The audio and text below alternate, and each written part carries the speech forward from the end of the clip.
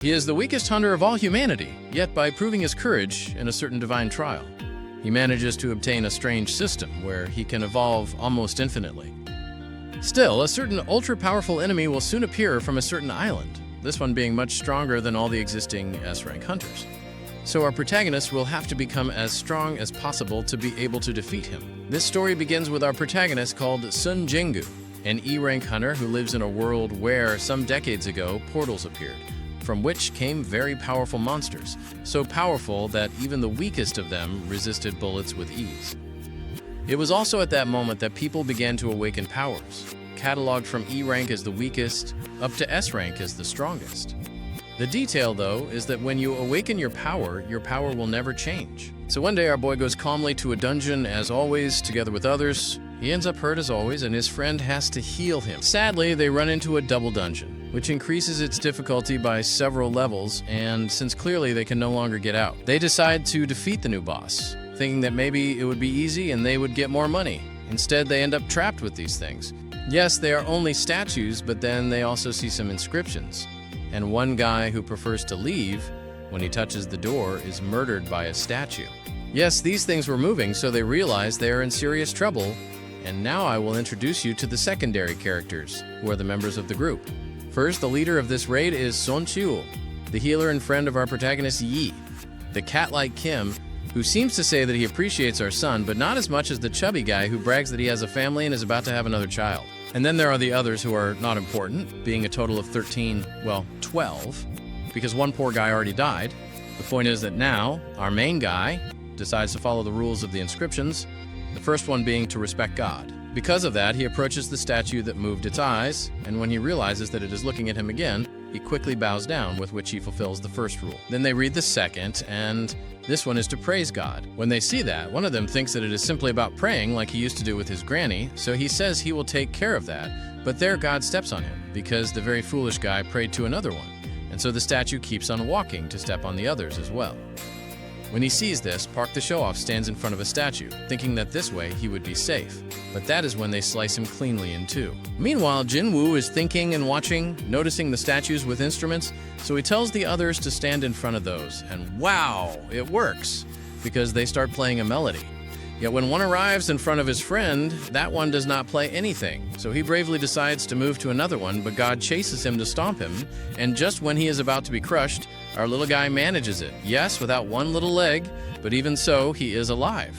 And now that they only have the third rule left, which is to believe in God, an altar for sacrifices appears before them, where obviously nobody wants to go.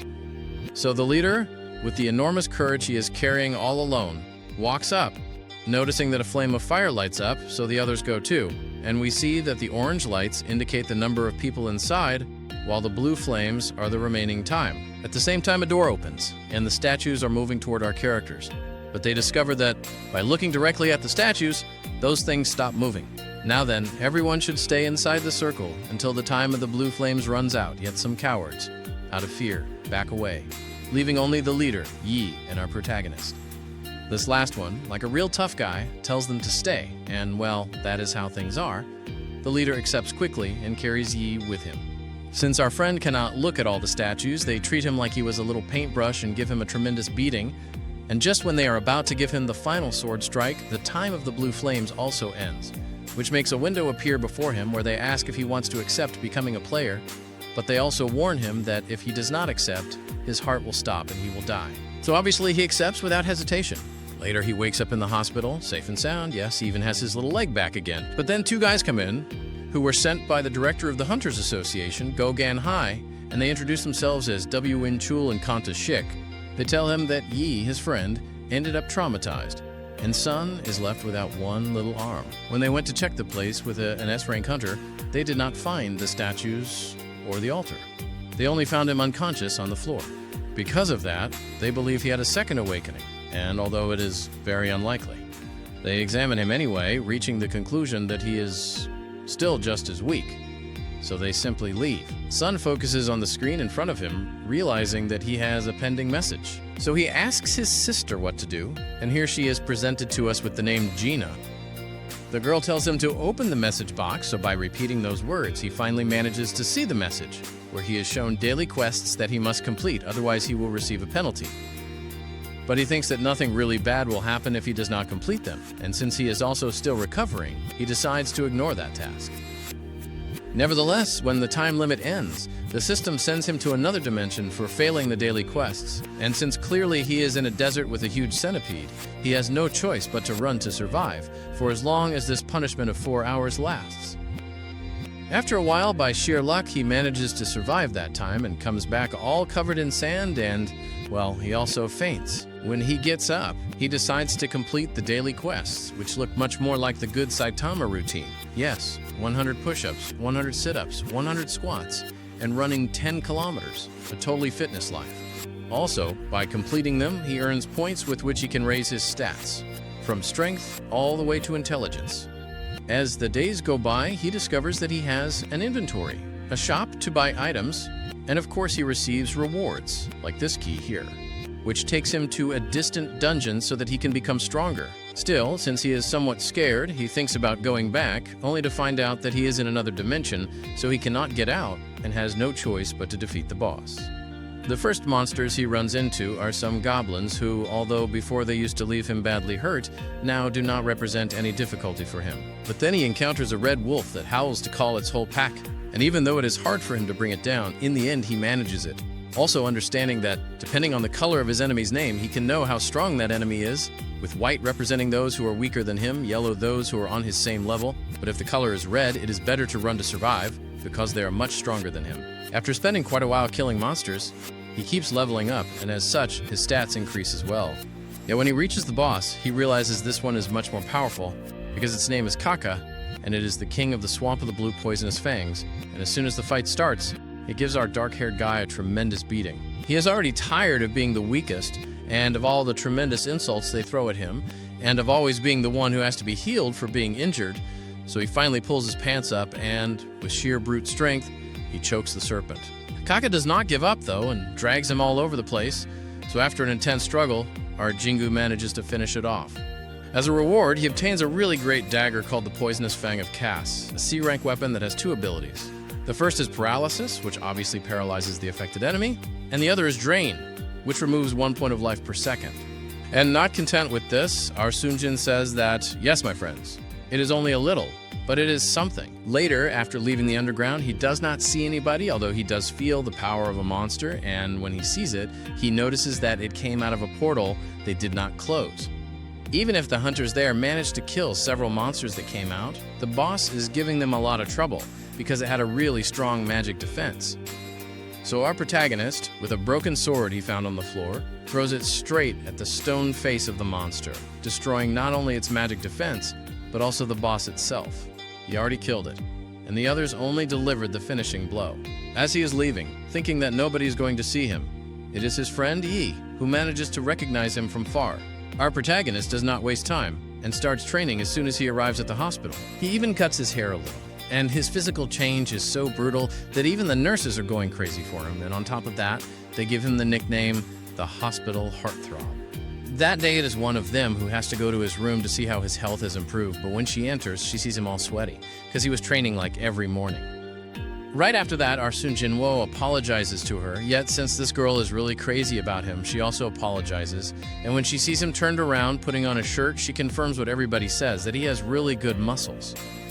When he finally puts on his shirt, our protagonist asks her if she had something to check or tell him. She finally comes back to Earth and says that he is being discharged today, so she asks how he feels so far. Obviously, our handsome dark-haired guy confirms that he is already fine, and that his recovery is thanks to them for the good work they do, words that make the nurse blush. She just ends by telling him that he has to fill out the papers at reception. As he is going there, she stops him, and in spite of the nerves she feels, she asks our boy for his phone number. He thinks that surely it is to send him the results, so he simply agrees and shares it. Meanwhile, on a TV channel, they are interviewing Beyond who is one of the 7 national S-rank hunters, and there they are asking him about his life, what he does every day, and those hunter things. All this interview is being watched by his little sister and by our protagonist, who looks at the time and realizes that it is already very late, so before leaving, he wants to say goodbye to his sister, who has just arrived. When he looks more closely, he realizes she has been training, and he also notices her a little taller, but after remembering that men always keep growing even as adults, she stops asking him those things, and so she puts on her little shoes to go to school. Our son Jingu, as a good big brother, reminds her not to forget her umbrella, and since she does not listen, he pulls her with the strength he has and puts it in her backpack on purpose, reminding her that it is better to be cautious. Then he gives her a pat on the back, and they say goodbye, even though she clearly looks a bit annoyed. After that, he notices that he still has to run 10 kilometers, but seeing the time he has left, he can do it in a little while, and that is when he finally really notices his body, seeing that he has more muscle. He knows that maybe this is because of the stats he has, so from now on, besides being a hunter, he might end up becoming a bodybuilder. Then he realizes that he still has 12 points left to distribute in his stats, and thinking it through carefully, he knows that if he only raises his strength, it would be useless if the enemy can dodge him, so he also decides to raise agility so things are more balanced, and he splits the remaining points between vitality, perception, and intelligence. Thinking better about it, he deduces that this last stat might have to do with magic. At that moment, his landlord also calls him, basically the person who rents him the apartment. Sun answers quickly and apologizes for not having picked up before, since he was hospitalized, and he is aware that the man is calling him about the rent he owes. The landlord confirms this, but tells him that if he has problems, he can wait a bit longer. However, our protagonist is honest and kind, so he answers that he will pay him right away. The landlord thanks him and tells him to take care, and so they say goodbye, and Sun becomes a bit thoughtful, since he does not know if what is happening to him really is a second awakening. Yet now that he can defeat goblins very easily, paying the rent for the apartment will no longer be any trouble. When he checks on his phone for the available dungeons, he realizes that it is not so easy to find his favorite prey, and if he wanted to earn a lot of money, he would have to enter a very high-rank portal, but since he is E-rank, he cannot go into the really good portals. Then it occurs to him to be examined again so he can earn more money. But sadly for him, a second awakening would attract a lot of attention from everyone, and never in the history of humanity has there been talk of a hunter leveling up. If the world found out about his situation at the start, it would already bring way too many gazes. On the other hand, the press would no longer leave him in peace, and people close to him would reject him. So at that moment, he forgets the idea of taking a new exam, at least until he can fend for himself, and more importantly, until he finds out where all this power he now has is coming from. As he is browsing on his phone, he finds a good dungeon, so he does not waste time and seizes the opportunity, heading to the place quickly, and on the way, he also takes advantage of that to run the 10 kilometers. When he turns around, he notices his companions for this expedition, and the leader introduces himself as Wan Don Suk. One guy recognizes him. He knows that Sun Jin-won is known as the weakest weapon of humanity. Hearing this, the leader apologizes to our protagonist, then hands him the contract, since they basically brought him along just to fill the numbers, because they are going into a C-rank dungeon, for which at least 8 people are needed. Another important requirement is that half or more have to be C rank or higher. In the case of our Sun Jin-won, they will simply pay him 200,000 coins for joining the group.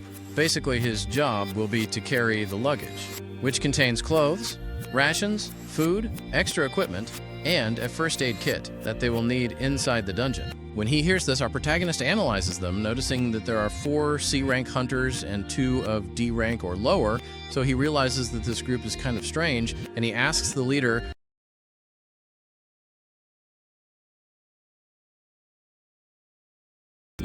he simply makes excuses that it is hard to find one for a particular group like them. And he also reveals something. It is that they never bring healers to the dungeons. In the thoughts of our Sung Jin-woo, he mentions that this is insanity. But what makes him angriest is that there are no healers, so he sets out to read the contract better before signing it stupidly as he is reading it. He realizes that one part says that they are not responsible for any accident inside the dungeon, since that is the only strange thing he ends up signing anyway. And in that, another hunter, who is also there to fill the numbers, introduces himself as Yu Jin Ho, claiming to be D rank, but what draws the most attention for our little furball is that this guy has some pretty expensive gear. On top of that, this new kid tells him, "Calm down, I will protect you." And while they are walking, heading toward the portal, he asks him whether the backpack is weighing him down a lot, but no. Jinwoo answers him that he should simply not worry, because for him it is fine, so he changes the subject. The kid asks whether he knew that the president of the company running this fled after stealing 90,000 million, a fact that does not surprise our protagonist at all. And so they reach the portal. Although, upon seeing it, many doubt that it truly is a C-rank dungeon. But Jinwoo explains to the kid that size does not matter much, but rather the magical waves you can notice inside, those are the key. Because the association investigators focus on that before entering the portal and investigating. The youngster is surprised that he knows so much, but our Lord Humility mentions that he has been a hunter for a long time already, although when he looks at the portal again, he is aware that this is also his first C-rank dungeon, and so everyone goes in, noticing that everything is very dark. So one uses his magic to light the way, and seeing this situation reminds our Sung of that traumatic place. Then the youngster asks about what noctilucent stones are, so our muscular hunter answers him kindly. Well, these are some common stones that emit light. They find them in cave-type dungeons. Upon hearing this, the newbie gets confused, because he still does not tell the difference from magical stones. Yes, the kid is a bit slow. After walking a little more, they reach a place where there are different entrances, but our protagonist starts hearing something, being surprised that in this dungeon there are beings that walk through the darkness and come closer when they see a light. After focusing and listening, he warns everyone that they are insectoid monsters and they are coming from above. And thanks to that, everyone prepares for the imminent attack. Even the newbie puts himself up as a shield for our Sung Jinwoo, but this is not so necessary. Because the group coordinates well, the leader uses provocation so they attack him and the others can strike the monsters, something they achieve successfully. But there he realizes these guys are kind of rough, because they are way too confident for not having a healer. When he looks at the newbie, he sees him as a decent force. But what helps him the most is his luxurious equipment. So, without warning, a spider tries to attack him from behind without him noticing. But he gets eliminated by a simple kick, on top of that, with a little flourish. After eliminating all the monsters, the leader thanks our protagonist for warning them, and asks him how he knew they were coming from above. However, our little furball distrusts him and simply answers that it was intuition. He praises it, saying it is an incredible skill, but at that very moment, one of the companions discovers something, which are corpses of ant monsters that were chewed up by another bigger monster he thinks maybe have fought over territory. But that does not matter, because if the monster was capable of devouring these bugs like it was nothing, it must be very strong. Since he sees the guys from far away, he warns the newbie to be very careful with the others, because his sword and shield are very expensive, while on the other hand, they do not look like trained hunters at all. And bam, we also get shown the national rank hunter Baek Yoon-ho, yes, the same guy from the interview, who this time is training his fist as he destroys a huge rock. Well, I prefer that we go back to our protagonist, who along with the others are still walking through a very narrow and long place. He is also chatting with the newbie while thinking that what he is doing is not abuse. There, he realizes that this deal is too good for him. Thinking that they already have a well-experienced team, but with no healers, which, at least for him now, feels much more suspicious. Well, on the way, they run into more ant monsters, which they eliminate right away, and then they arrive at a strange place, so the leader tells them to stop. When they light up the area, they notice there are many, even spiders, but as they advance a bit more, they find a lot of mana minerals. Although they are worth less than magic stones, since there are so many, they could become millionaires. And one tells the boss that his younger brother would die of envy. And in the mind of the leader, he only thinks that thanks to all this mana mineral, it will serve as financial capital so he can grow the whole group. And on our character's side, the newbie asks Sung Jinwoo to show him the contract because he knows a bit about laws, so he could help him. Our protagonist accepts the help, and after finishing reading it, the newbie goes toward the leader and politely complains that Jinwoo's contract says nothing about loot distribution, but they should also give him something. The boss tells him not to worry, because they will also give him his share. But the main problem right now is the boss of this dungeon, which is a huge spider. They have to defeat it to close the portal. But before that, they have to extract all the mana mineral and carry it to a place where they can take it away. There we find out that one of the group forgot the transport equipment in the car, so they will have to go back. So they ask our characters to guard all of this while they are gone. He is not scared, but the leader reassures him, telling him the monster already ate too much, so it will sleep peacefully if they do not bother it. Well, those guys leave. So our protagonist remembers and links together all the information he has about them, realizing that although for C-rank dungeons they need 8, this group always goes with 6, and it would be very stupid on their part to not have someone designated to fill the gaps. That is to say, the 2 missing people. So he reaches the conclusion that all of this is a trap to rob them of everything they have, and likewise end his life, while on the other hand, the leader orders one of his lackeys to block the boss entrance. He obeys quickly, and he not only blocks the entrance, they also woke up the giant spider. Yes, our protagonist is a whole detective, but the newbie on his part is scared and blames himself for complaining about Sung Jin-woo's contract. Our pioneer knows that it would not have mattered, but now they have to face this giant spider, which looks like an enemy on another level. But there he realizes what he is saying, and remembering the giant statue, he realizes that monster truly was on another level. But this is nothing compared to that, so he tells the newbie to stay back, because he will kill it. Summoning his blade, he prepares for the imminent confrontation, while on the other side, the bad guys calmly leave the dungeon through the portal. There, one of his companions asks the leader whether it was necessary to destroy the entrance and wake the spider, since he could have easily eliminated the newbies quickly. Dan-suk insults him for being so dumb and explains his mistake, that if they woke the dungeon boss, they would no longer be able to extract more minerals. So he reveals his plan, and it is that although both newbies fight with all their strength against the spider, since they are such low ranks and they do not have experience fighting bosses, it is a clear defeat for them. After that happens and the monster eats the boys, it will fall asleep with its belly full.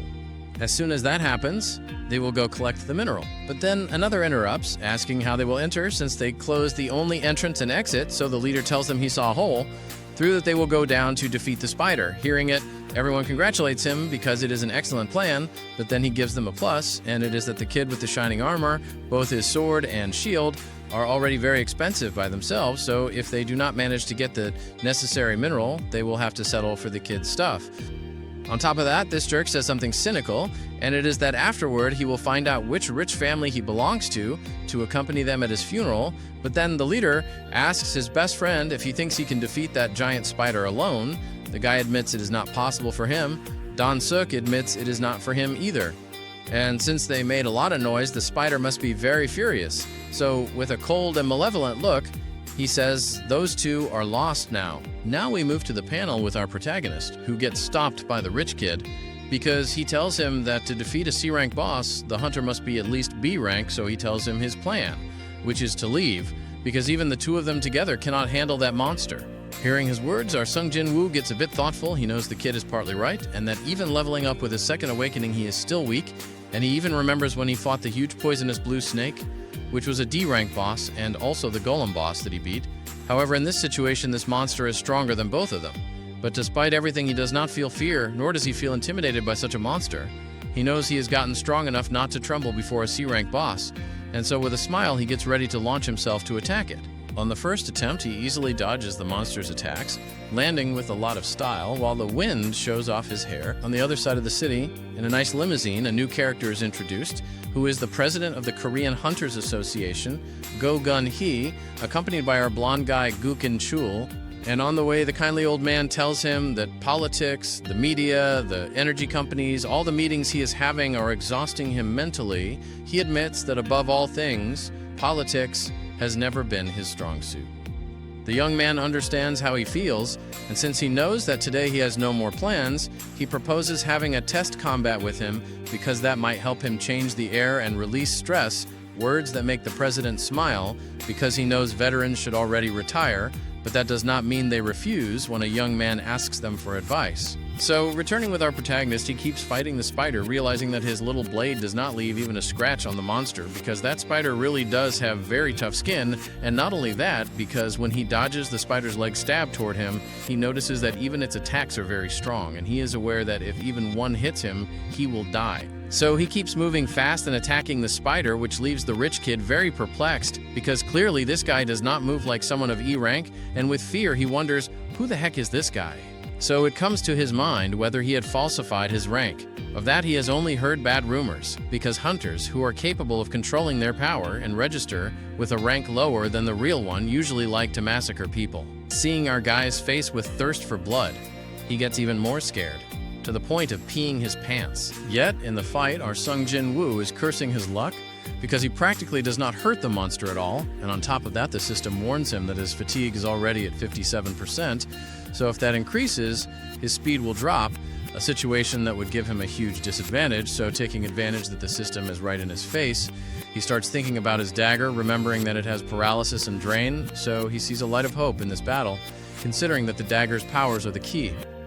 So he sets out to look for a weak point, which clearly is the eyes, but when he is running to attack, This jerk throws acid at him, so he has no choice but to retreat, but he is aware that if he stays still for too long, he will be lost in front of the enemy, so he has no choice but to get close no matter what, and so he activates his sprint skill, with which he can increase his speed by 30%, and he gets into position to rush the monster in one go, and he also uses the ceiling for greater impact. But in the end, he does not manage to hit the eye, and the monster is also about to attack him, so he has no choice but to retreat, saying that if one hit is not enough, then he will stab it as many times as it takes. So he runs very fast, forcing his way through, but unfortunately, the fatigue starts affecting him.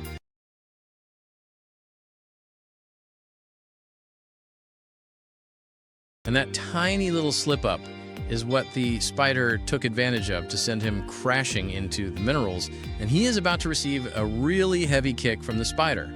Yet luckily he still had not opened the daily rewards, so he uses total recovery, with which now he is at 100%. With his super speed, he manages to dodge that attack easily. And without thinking even a second, he slams the monster right in the face, hitting it dead on, now at last, in the eyes. While at the same time the poison and the dagger's drain activate, so without wasting time he lands attack after attack in revenge for the blow it gave him, and after that, at last, the boss monster is defeated, leaving the rich kid totally stunned. So much is this so that he cannot believe it. That is how this crazy, schizophrenic little guy confirms his theory. And on our protist side, he starts looking for the crystal. When he finds it, he wonders how much it will cost. But right then, the rich kid comes up to him, apologizes, and calls him boss, asking if maybe he wants him to keep his magic stone. Kindly, he mentions that he will carry the baggage, when in reality, we know he is shaking with fear. On top of that, he even hands him a bit of water, an offer which our Jinwoo accepts. Although when he sees it, he asks himself why he called him boss. That is how we watch the rich kid extracting the mana mineral as much as he possibly can, while he tells our protagonist to rest. Yet as always, nothing can go well. Unfortunately, the bad guys show up, and those scoundrels are even smiling. And in another panel, we are shown them training the president together with the blonde guy. You can clearly see the difference between a kindly old man of rank S and a young man of rank A. Yes, this old president, despite his age, has not lost his faculties or his skills. He even mentions that in his days, when he was young, he was much stronger and much better, praising the blonde guy because he repels the attacks really well. The young man, for his part, is aware that he is not going to go up in rank, yet he can train and polish his techniques. So that is why he thanks the old man for today's training. Those words make the old man proud, because he knows it is very important to train the body without being arrogant, since rank is not everything, especially if you go to a dangerous place like the dungeons. So we go back to the rich kid and our protagonist, and the backstabbers are shocked that someone defeated that huge spider. So they assume the rich kid's team was what killed that rank C boss. They even think the monster must have been weak to lose against a rank D kid.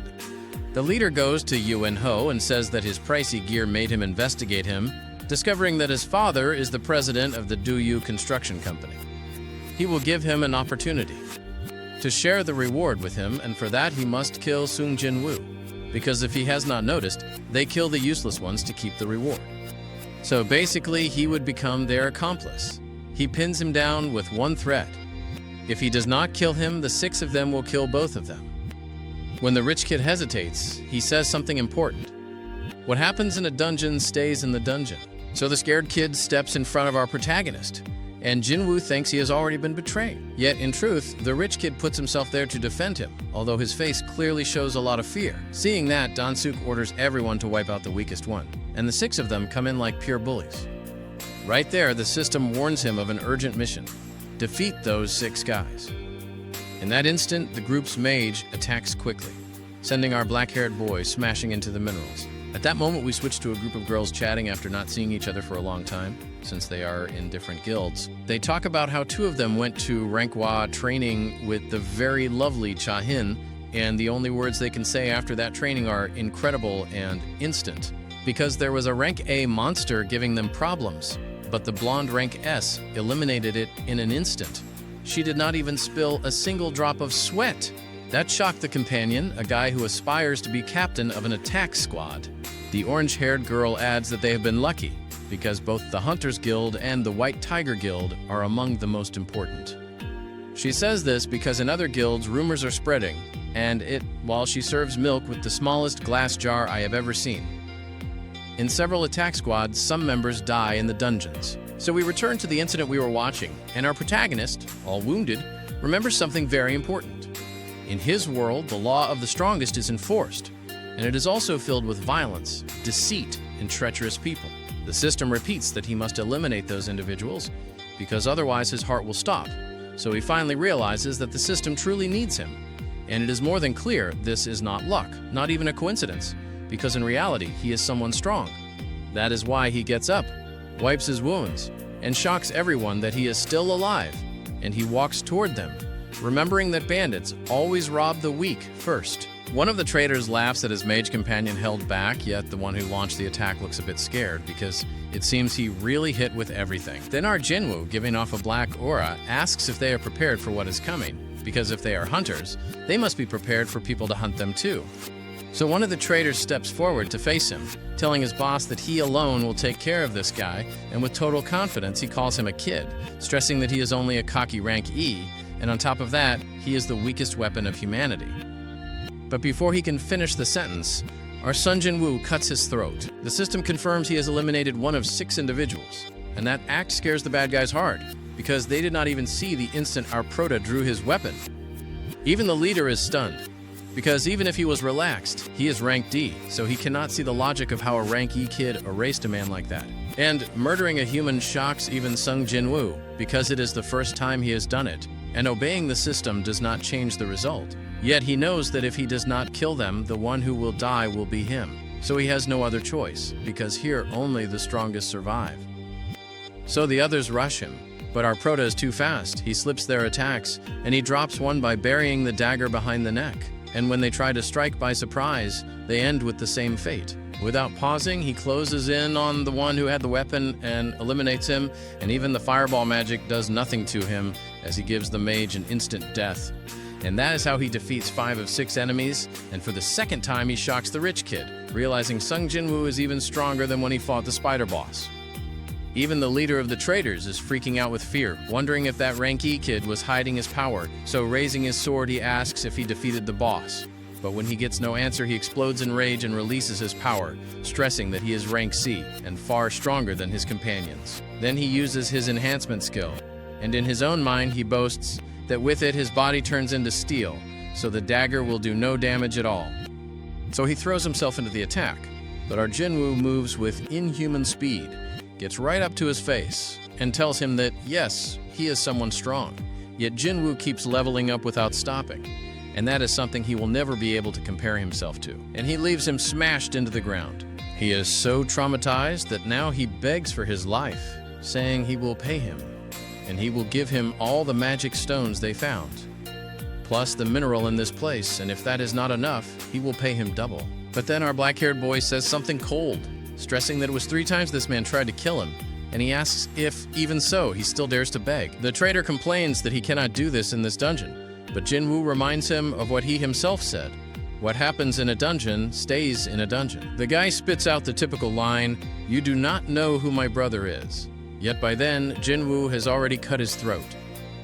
And now the dungeon is falling apart, because without a boss the dungeon closes, so when they finally get out, they examine them and are shocked that all the rank C hunters died, and the lower ranks stayed alive. Then the examiner notices the rich kid has the carrion longsword, and she thinks the one who defeated the final boss was him, and that our Jinwoo simply accompanied him. And in the eyes of our muscular guy, he notices that the system gifted him an ability called Blood Set, and when he checks the details, he discovers it wraps the user in a very powerful aura, and it makes the opponent enter panic for 1 full minute, and it can also be applied to several targets, yet as a consequence, all his attributes are reduced to 50%. After the examiner leaves, the kid in the shining armor thanks him for today's move, and then it starts to rain, so our protagonist feels glad that he gave his little sister the umbrella. And in another city, with the sunset, we are shown the back of the brother of the last person our Sung Jinwoo killed. At the same time, our blonde guy is informed about the incident that happened to the group that went with our protagonist, and his surprise is huge when he hears that one of the survivors is the same one who came out of the double dungeon alive. Yes, Sung Jinwoo. Of course he remembers him, because he himself did the evaluation to see if maybe he had a second awakening. Yet another shock hits too. The older brother of Wandon's also died, and that man was a rank S hunter. And in another panel, we are shown our favorite black-haired guy, And his little sister is shocked that, for the first time ever, he brought fried chicken, because normally they only ate rice with eggs, so she asks her older brother if he is bringing good news. Yet, he does not know whether to tell her they are good or bad news, but what is sure is that he managed to save a bit of money for their mother's treatment.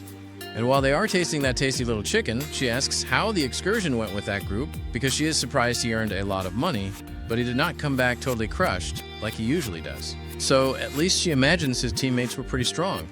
And he simply answers, "I guess so," yet he is not even surprised by how easy it was to kill them, although those guys were very strong. He remembers that the reason he killed them so easily was that he got indignant at the arrogance they had toward him, and that is how he realizes that every time he becomes stronger, his ego swells up, even if it still affects him, that it was people who died by his hands, not monsters. So his sister, seeing him looking up at the moon, asks if he feels bad, but he lies, saying he cannot remember if they gave him the change, and he says what matters now is to become strong for his family and not die, and he makes the decision to do it again if the same thing happens to him. And while he is drinking that beverage that has a certain percentage of alcohol, the system notifies him about it, and it cures him as well, so he does not get the negative effects alcohol can give. Then he tells his sister he is going to turn in, taking all the drinks with him, so she says that if he goes, she will eat everything, and he, like the good brother he is, only answers that if she gets fat later, she should not blame him. And later, in his room, he starts trying the same drink again and again to test the system, and he realizes, for the better, that he does not get drunk at all. And the system explains that this is the reward of the double dungeon he completed. Yes, the one where he ended up totally messed up, and that is why it regenerated the parts he was missing, meaning the arm and the leg. Yet the reward itself is called blessing, and with it, it disables toxic and damaging conditions for the body, and the other good thing is that it improves his regeneration capacity. So with so much information spinning through his head, he finally lies down to rest. But then his sister walks into his room, saying that a guy called Yo is on the phone for him, and even if he thinks about it for a bit, in the end he decides to go, not before he gently taps his little sister's head and tells her not to worry because he has not drunk too much, and he simply leaves with a smile. So she, a bit annoyed, says that when she becomes a doctor, she will not treat him, not even a single time. And that is how, in a cafe called P, our Prota and the rich kid meet up, and our cold Sung Jinwoo says he did not expect to ever see him again. Yet the kid is happy he came, because he saved his life, and he calls him boss. And in front of that praise, our protagonist answers by thanking him, because that guy handed him the magic stones, and he is even more grateful because he did not say anything about what happened in the dungeon. But the kid tells him not to worry, because he has nothing to thank him for, since he is fully aware those guys attacked first, and they even tried to kill him, so everything he did was in proper self-defense.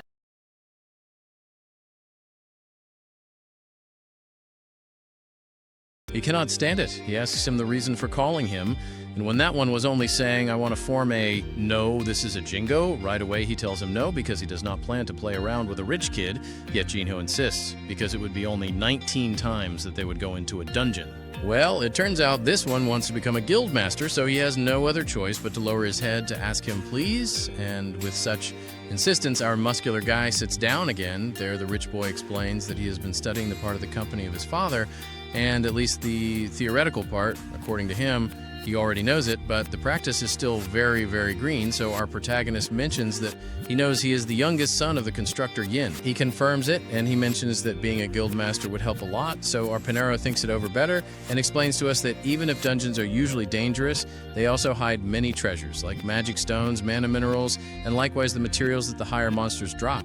Because in short, everything that is found in dungeons gives money, and he asks the boy if maybe he wants to generate profits by sending his hunters, and he confirms it. He says they also plan to put a rank S master and his older brother as second in command, but when he hears the little word rank S, our protagonist remembers that there are only 9 in the whole country right now, and so you know they are in Japan obviously, so he asks a serious question, and it is whether he plans to steal a rank S hunter from another guild, and even if this boy does not answer, With his face it is, I already did it, so our son recommends he not do that, because it would only create hostility with that guild, yet the rich kid changes the topic and mentions that his brother cannot be master because he is not a hunter, and that is why he wants experience to compete with his brother, plus he knows our protagonist will need companions to go on raids while hiding his rank, which would let him show off because he would complete raids with someone of rank E, while in his mind this boy believes our son Genu is rank B or even higher. But it is not all words, because he also brought a contract, which he hands over, where it is specified that the reward for the 19 raids will be 30,000 million, something our Pinero knows that if he were the one from before, he would have jumped in and accepted. But now that he is the only one who levels up, things change, because if he keeps improving, he can reach rank S or even more, so taking into account that level up he has, what he proposes to the boy is very little money. And besides, he still does not know how the level ups will affect him, and he does not want to risk other people, so he rejects the rich kid's offer, yet this one insists again and tells him he will also take his secret to the grave, and that really annoys our prota, and he looks at him seriously, but later he does not give it importance, and he simply leaves the place, this cafeteria. And on the other hand, the rank S hunter Coriano Wandonso is asking his assistant for toilet paper, and also the complete information on the two survivors who were in his brother's group, and when he reviews the document, he asks what would happen to him if he killed these two guys.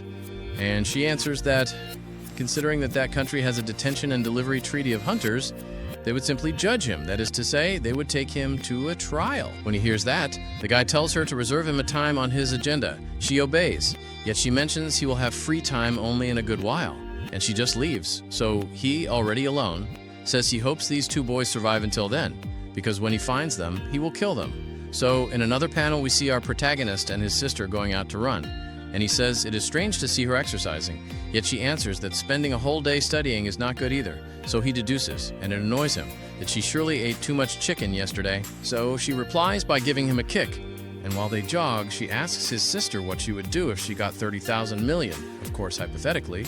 So she says she would pay their mother's treatment and whatever university costs, and the rest she would keep saved, because she knows something like that would not happen to him. And in his mind, he confirms this, and he tells her to run at her pace, and he runs faster. So she says that even if he is rank E, he is still a hunter, and it frustrates her a little that she cannot catch him.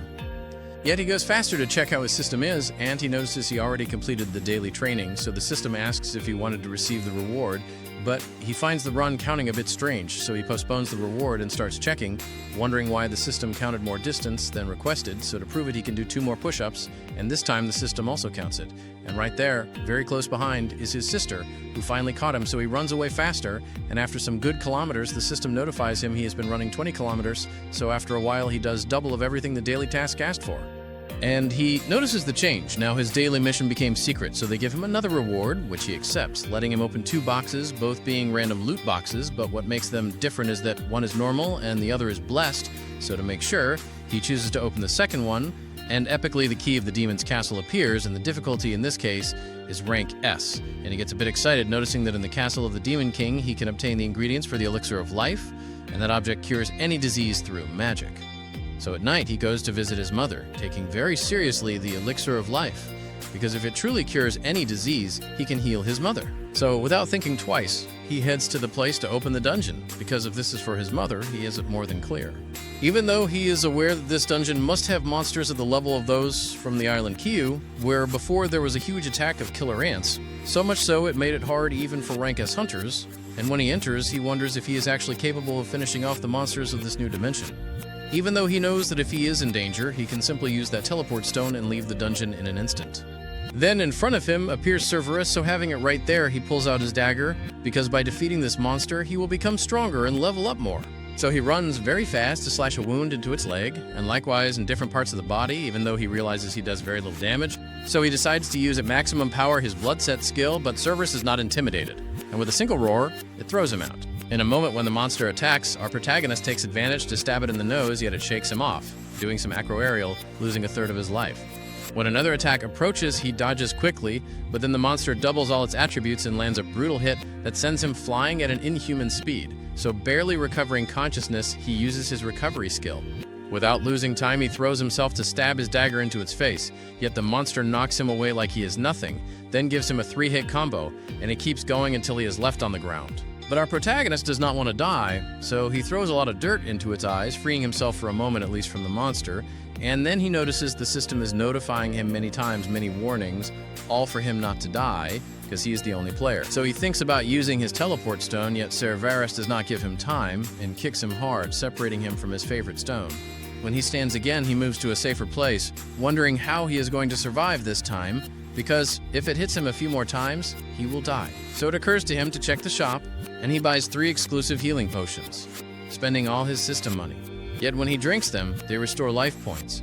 So he decides to search his inventory to see what he has. Finding a poison gland, he uses it to take it himself, and he does this because it activates his healing skill faster. But right when he was celebrating that he improved a bit, Cerberus attacks again, yet the 3 minutes also pass since the monster had activated its enraged skill. So our Zengo throws himself to attack it and land many cuts, and he really does a lot of damage, yet a slip-up. Now he is against the wall, because Cerberus has him where it wanted him. Half his body is inside its mouth, but our Jingu, far from giving up, grabs his dagger, and with the little strength he has left, he proceeds to stab it in the eye, and not only once but many times, until at last the monster is defeated. Obtaining another key, which is for the castle door, the difficulty is rank A. But that is not all, because he also obtained the Guardian's Collar of Cerberus. But besides all that, he gets the most important thing, which is the secret formula to make the elixir of life. So he is one step closer to saving his mother, and when he reads it, he notices he needs 3 objects to craft it, which are found in the demon's castle. When he looks at the place, he knows that if he enters the castle, he will die. Yet what he is sure about is that he will not take long to return. So in the hospital next to his mother, he is looking at the recipe to save his family member from her disease, but he is also aware that with his current power, he could not collect the necessary ingredients that are in the demonic castle. So he decides to become stronger, but first he is going to his favorite cafeteria. There you see the name, and it is to meet with the rich kid because he will accept the deal he proposed. That one of completing the 19 rank C raids. When he hears this, the boy gets very happy, but our son Jingo sets a condition. The rich kid is so glad he will accept whatever he says. So our protagonist tells him they go only the 2 of them, and that leaves the young man shocked. Seeing this, our son reveals they will use the same trick that Wandon Suk used, that same guy whose head he crushed. Yet the rich kid thinks that is very risky, so our dear Pellenper tells him it depends on how you look at it, because with him and his group, they could complete the 19 raids without a single injured person. Personally, that sounds like good material for his father to recognize him and see his potential, and even if at first the boy doubts. He gets firm and accepts the condition, plus he will provide the portal and also the rest of the equipment he will need. Hearing that, our protagonist smiles. On the other side, we see Chahan running in her morning training as a rank S hunter. While she sits stretching her muscles, she notices someone's presence. She politely asks them to appear and tell her what they want. Out comes the elegantly dressed man, surprised at her very sharp senses. Then he invites her to be the master of a new guild he is going to form, and like a good businessman, he leaves his card, because that man is the president of the Yin Constructor, that is, the father of the rich kid. Yet our favorite Ruya rejects him, and after that, in his limousine, this man is talking with his son. He says that now everything is connected to the dungeons, from toothbrushes to the biggest infrastructures, and since the ones who collect materials are the hunters, there are currently 5 guilds that take most of the profits, and as a good businessman, he cannot stay with arms crossed. So he stresses the importance of creating a guild together. Basically, he is putting more pressure on the rich kid. And at that same moment in another panel, we see our protagonist going out to run, realizing his system no longer counts beyond the limit he runs. Then he notices he received a reward, and there he remembers he lost the chance to have a box, yet he has faith that in some normal box he will get some instance key to train his strength, so he decides to open it. It is a losing bingo, which discourages him. He goes out to walk while checking his level and status. He realizes that those 3 available attribute points he has to distribute are not enough to reach the power he wants. He also knows he cannot go to a rank C dungeon until Jinho notifies him, but then an idea appears, which is to go to the punishment zone, yet he remembers how powerful that centipede was, so he drops that idea. Then he receives a message from the Hunters Association, because they are requesting him to participate in a rank D portal, and even if he plans to reject it, he knows it is the best option he has now.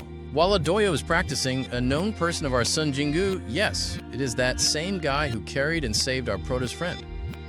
We are told this guy has no plans to retire as a hunter, because with the life he has left, even if it is with one arm, he wants to contribute to society. While on the other hand, in a management office, 2 leaders of different guilds are there, and the redhead informs him about the case of the Yin constructor trying to form a new guild. But the other one, angry, tells him he already knew that. So he asks why he brought him here, and when the redhead is about to tell him, we jump to another panel where Yi mother is calling her, very worried, because she knows that since she was little she was very easily frightened. She gives her the option of stopping being a hunter and helping them in their business.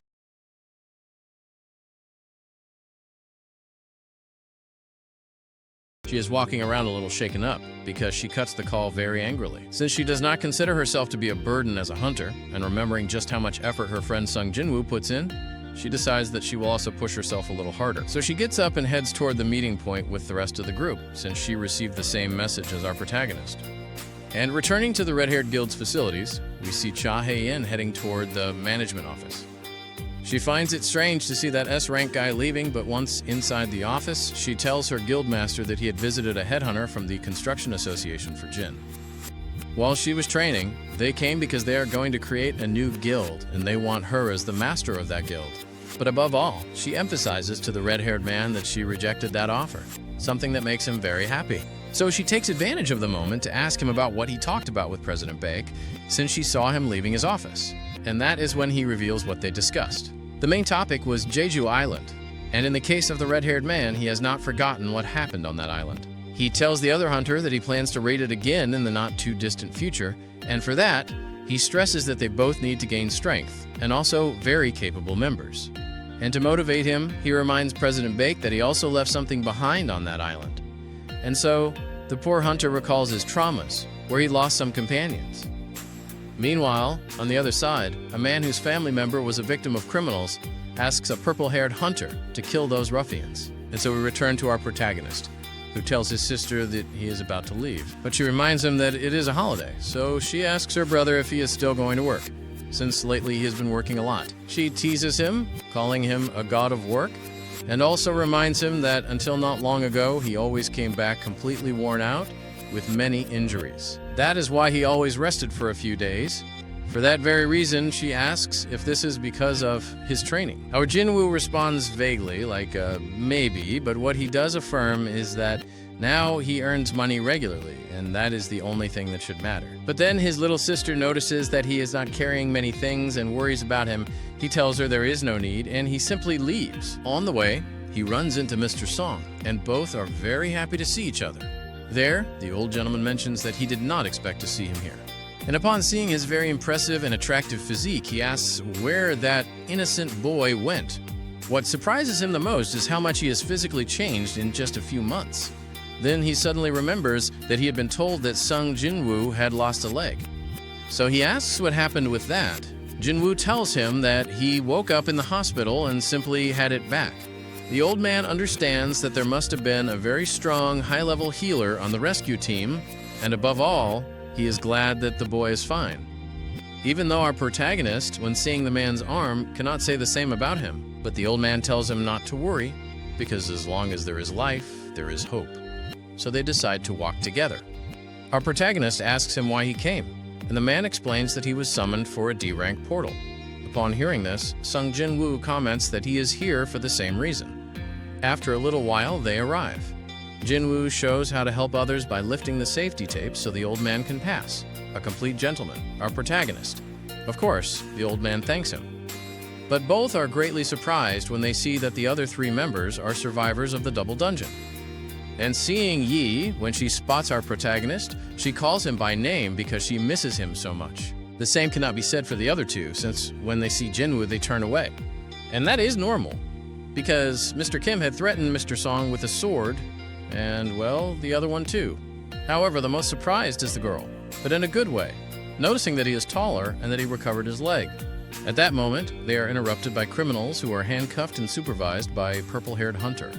Even so, those vandals are harassing Miss Yi. Our protagonist goes on alert. One of the criminals is about to tell the girl to have some fun with them, but the purple-haired man silences him and reminds him with a serious look that this is not an excursion. A woman informs all the hunters that the vandals are convicts acting as substitutes. Above all, she tells them not to worry, since there is no danger. Their objective is to reduce their sentence, and since there are not enough hunters in the area to fill the numbers, they brought them in. Again, she emphasizes not to worry, because they will be accompanied by Supervisor Kang Taishik, who has B-rank power. and if something were to happen, he could keep 3 C-rank convicts in check. However, our protagonist feels that something about this is strange. So he tells his friend to withdraw her participation. She, completely smitten with him, asks what he will do. He answers that he will go to the portal anyway. She gathers her courage and declares that she will accompany him. After that, the criminals have their handcuffs removed, mentioning that there is nothing better than freedom. But the gloomy, purple-haired man reminds them that he already knows what will happen to them if they cross the line. They stay quiet, although they smile wickedly. Then, Supervisor Kang introduces himself to our protagonist and Mr. Song, and asks who will be in charge of this raid. Politely, Mr. Song asks our protagonist to be the leader again. Jin-woo has no problem with that. He lowers his head, thanks him again for the opportunity, and apologizes because he could not protect everyone in the previous raid, which is why 7 people died. But thanks to Sung Jin-woo, 6 of them survived. On behalf of everyone present, he thanks him from the bottom of his heart. Curiously, the purple-haired man keeps observing Jin-woo. Then they all prepare to enter the portal, which will take them to a D-rank dungeon. Inside, the first things they encounter are ugly goblins, which the convicts quickly deal with. Since they are so weak, Jin-woo has no trouble eliminating them, just like Mr. Song. The old man praises how much stronger our protagonist has become, but he does ask where he got that dagger. Jin-woo, being the humble person he is, makes a gesture indicating he cannot tell. Yai is surprised that he is still not injured, and she hopes she will not have to do anything. Jin-woo tells her that he is counting on her anyway. This conversation is observed by Mr. Song, who points out that Sung Jin-woo has changed, not only physically, but also in his aura. He looks much more relaxed than before. Then the purple-haired man warns them that they will move forward, where they find 3 entrances. Supervisor Kang proposes splitting into 3 teams. Although it is risky, they will finish the dungeon much faster. He emphasizes that he will go with the convicts on the right side, no matter which path they choose. If they find the boss room, they should come and inform him. Our protagonist has already found the boss, since he senses it with his perception. He also knows that goblins give little experience, so he proposes to Mr. Song that they go left. The remaining 2 have no choice and go through the center path. Before entering, Sung Jin-woo exchanges glances with the purple-haired man, since both sense something strange about each other. We are then shown the group that went through the center path. They know that since the weakest weapon of humanity came, this will be a low-rank dungeon. Once the raid is over, Mr. Kim plans to apologize to Sung Jin-woo. He is aware that abandoning him, even if it was for his family, was still harmful. If he wants to continue calling himself a hunter, he must acknowledge his mistakes. Even so, he knows Jin-woo will not forgive him. Meanwhile, on the left path, Supervisor Kang watches as the bandits slaughter goblins. They ask what would happen if those goblins were actually humans, if they would kill them anyway. The ruffians do not care whether they are humans or monsters. They would kill them all the same. A flashback reveals more details of Supervisor Kang's conversation with the man who requested the job. The man is the father of a daughter whom those 3 ruffians raped. Unable to overcome that trauma, the girl ended her own life. His wife is now hospitalized. Knowing that those ruffians will be released in a few years as hunters who can reduce their sentence through missions, the man has very few options. So he offers a large sum of money, asking Kang to eliminate them inside the dungeon. The flashback ends. The purple-haired man tells the ruffians that he will report that the 3 of them ran into 100 goblins and died. He then proceeds to eliminate them. Unfortunately, the center and right paths are connected. Mr. Kim and company encounter Supervisor Kang in the middle of the killings. In front of them, he finishes off the last one in his hands and approaches them, calmly stating his plans. At the same time, our protagonist remembers Supervisor Kang, since the man had gone to the hospital with one of his superiors. He hopes Kang does not remember him. Suddenly, he hears heart-rending screams. The 3 rush back at full speed. When they see all the bodies, the only one left standing is Yi. Everyone wonders what happened. Jin-woo turns his gaze, finds Mr. Kim, and shouts at Yi to heal him quickly. He yells so she reacts fast, and she does. Thanks to that quick action, Mr. Kim regains consciousness. However, he has many stab wounds and non-fatal points. Even so, Mr. Kim knows he will not survive. Hearing this, Jin-woo reproaches him, telling him not to say that. He insists that everything he did was to survive, and asks him to live for his family. If he dies, Jin-woo would not even be able to hate him. Mr. Kim takes the opportunity to apologize. He confesses that he planned it differently. His original plan was to apologize while kneeling before him. Before taking his last breath, he only says, "I'm sorry, kid." This leaves Jinwoo deeply shaken. But there is no time to mourn. The killer responsible for all these deaths is behind them and attacks. In a swift move, Jinwoo blocks the slash aimed at Yi, since that bastard intended to eliminate the healer first. Even Kang acknowledges that Jinwoo managed to block it. Mr. Song intervenes, reproaching Kang, reminding him that he is supposed to be an association worker. But the madman reveals his new plan. He will change his report. Originally, he planned to say the goblins massacred them. Now, he will say the convicts tried to kill them while escaping, ambushing him while he fought the boss. They failed, so only he survived. He says it would be the perfect report. Our protagonist calls him trash.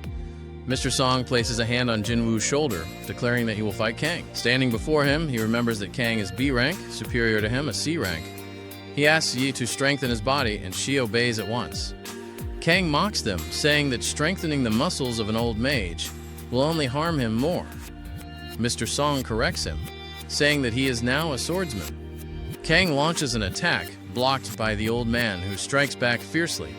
Unfortunately, he only hits a shadow. Kang praises him, saying that despite his age, he moves very well, and combined with his enhancement, it is clear he has trained a lot. Jinwoo observes the fight, remembering when Kang attacked him by surprise. He could follow that speed for a moment, but he wishes he were faster. The killer says the old man is fast and precise, but still not enough. He lands a severe cut, but Yi heals him quickly. Kang gets fed up with the healer and moves to kill her, but Mr. Song stops him, declaring that he will never turn his sword on her. Now Kang goes all out, mocking the old man, saying his power has a limit. At inhuman speed, he delivers countless cuts, stating that a mage can never keep up with an assassin. He walks toward the wounded Mr. Song, ready to deliver the final blow. But the old mage is cunning. He uses fire magic to incinerate him. It has no effect. Kang remarks that the old man is crafty, since he only uses magic for the finishing blow. Now at last, the purple-haired man is about to strike the final attack, when suddenly Sung Jinwoo saves him. And now, Supervisor Kang is truly in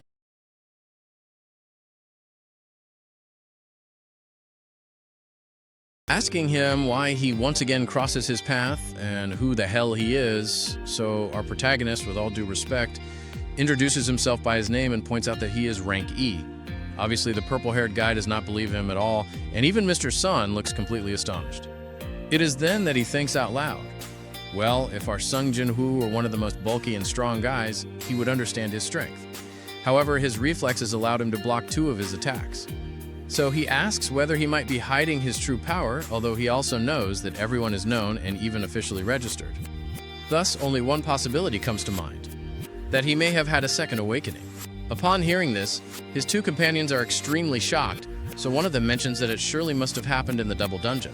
And when he hears that, the purple-haired man remembers the useless rank E, who only had an aptitude of 10.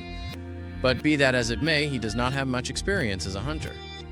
So he pulls out a second knife, since he will teach him a couple of things. And before starting the fight, our protagonist asks him why he did it, and this guy thinks he is referring to the convicts, so he replies that he fulfilled a request from the victim's father, and basically it was so that there would be justice.